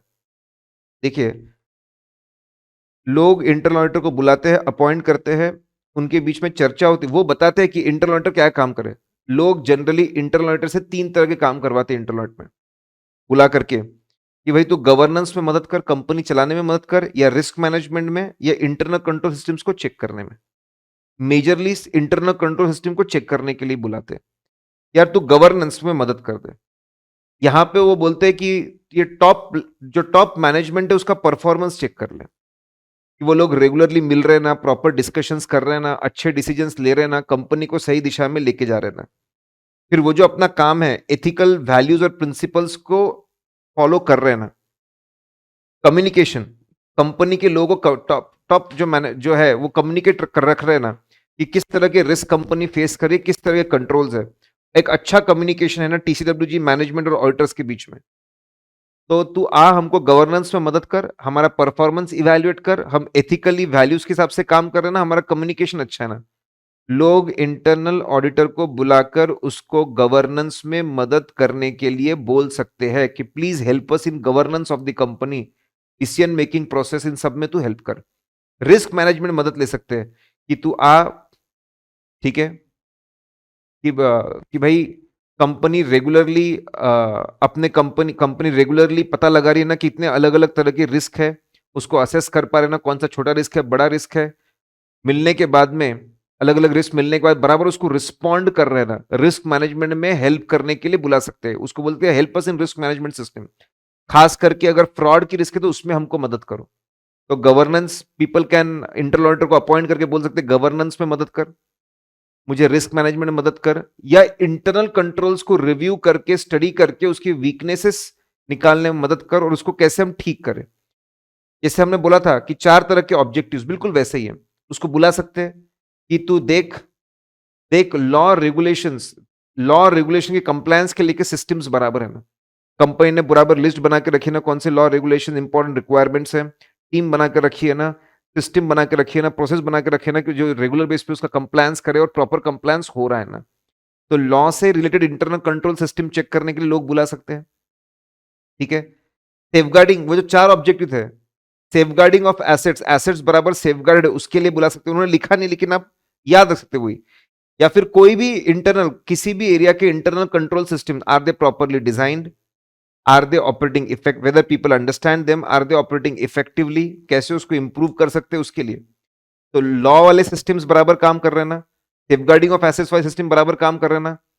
इसके अलावा कोई भी एरिया के कंट्रोल्स चेक करने के लिए बुला सकते हैं। फाइनेंशियल रिपोर्ट, ऑपरेटिंग एक्टिविटीज, किसी भी एरिया को अगर एफिशिएंट, किसी भी एरिया का ऑपरेशन एफिशिएंट इफेक्टिव है ना, कैसे उसको इंप्रूव कर सकते हैं उसके लिए बुला सकते हैं। फाइनेंशियल रिपोर्टिंग, कंपनी का जो ऑपरेशनल सिस्टम है, क्वांटिटी रिकॉर्ड बताइए, ऑपरेशनल क्वांटिटेटिव चीजें रिकॉर्ड करने वाला सिस्टम या फाइनेंशियल आइटम्स रिकॉर्ड करने वाला सिस्टम, क्या बराबर चीजें रिकॉर्ड हो रही है, बराबर प्रोसेस हो रही है, बराबर रिपोर्ट्स बन रही है, बराबर लोगों तक पहुंच रही है, उसके लिए भी बुला सकते हैं। तो इंटरनल ऑडिटर से ये 3 तरह के काम हो सकते हैं और हर काम में हमने डिस्कशन की चर्चा की। पॉपुलरली सिर्फ इंटरनल कंट्रोल सिस्टम को चेक करने के लिए ही बुलाया जाता है उनको। फिर एक छोटी सी बात है, सपोज इंटरनल ऑडिटर एक बहुत प्यारा बहुत अच्छा सा काम कर रहा है, बहुत प्यारा बहुत अच्छा सा काम कर रहा है और हमको ऐसा लगता है यार उसकी बनी बनाई फाइलें मुझे बड़ी काम आ सकती है, ठीक है। तो हम 2 तरह की चीजें कर सकते हैं। अगर इंटरनल ऑडिटर ने कोई बहुत अच्छा काम किया है या करने वाला है कंपनी के लिए, गवर्नेंस का, रिस्क मैनेजमेंट का या फिर इंटरनल कंट्रोल्स का, जो मुझे बहुत काम आने वाला है, तो we can use his work. जो काम उसने किया या करने वाला है, उसने जो फाइलें रेडी की है, हम उसके काम को यूज कर सकते हैं। यस, ठीक है, we can definitely use it. हाँ, इंटरनल ऑडिटर की परमिशन और क्लाइंट की परमिशन, दोनों की परमिशन लगेगी इसमें, लेकिन वो लोग जनरली परमिशन दे देते हैं। फिर दूसरा और एक तरीका है, अगर हमको ऐसा लगता है कि यार इंटरनल ऑडिटर बहुत नॉलेजेबल है, उसको इंडस्ट्री का नॉलेज है, इस कंपनी का नॉलेज है, सिस्टम का नॉलेज है, मैनेजमेंट का नॉलेज है, तो उसको हम लोग 10-15 दिन के लिए अपॉइंट कर सकते हैं कि तू मेरे लिए काम कर, एज ए टीम मेंबर, तू मेरे लिए काम कर और मैं जैसा बोलूंगा वैसी चेकिंग करके मुझे दे। उसको बोलते टेकिंग डायरेक्ट असिस्टेंस। हो सकता है उसका इंटरनल ऑडिटर वाला काम हम यूज कर ले, उसको बोलते यूजिंग द वर्क। हो सकता है हम उसको अपॉइंट करके हमारे हिसाब से काम करवाए, उसको बोलते हैं टेकिंग डायरेक्ट असिस्टेंस। ऐसे 610 में बोला है 2 तरीके से you can take help, of the internal audit function of the internal auditor.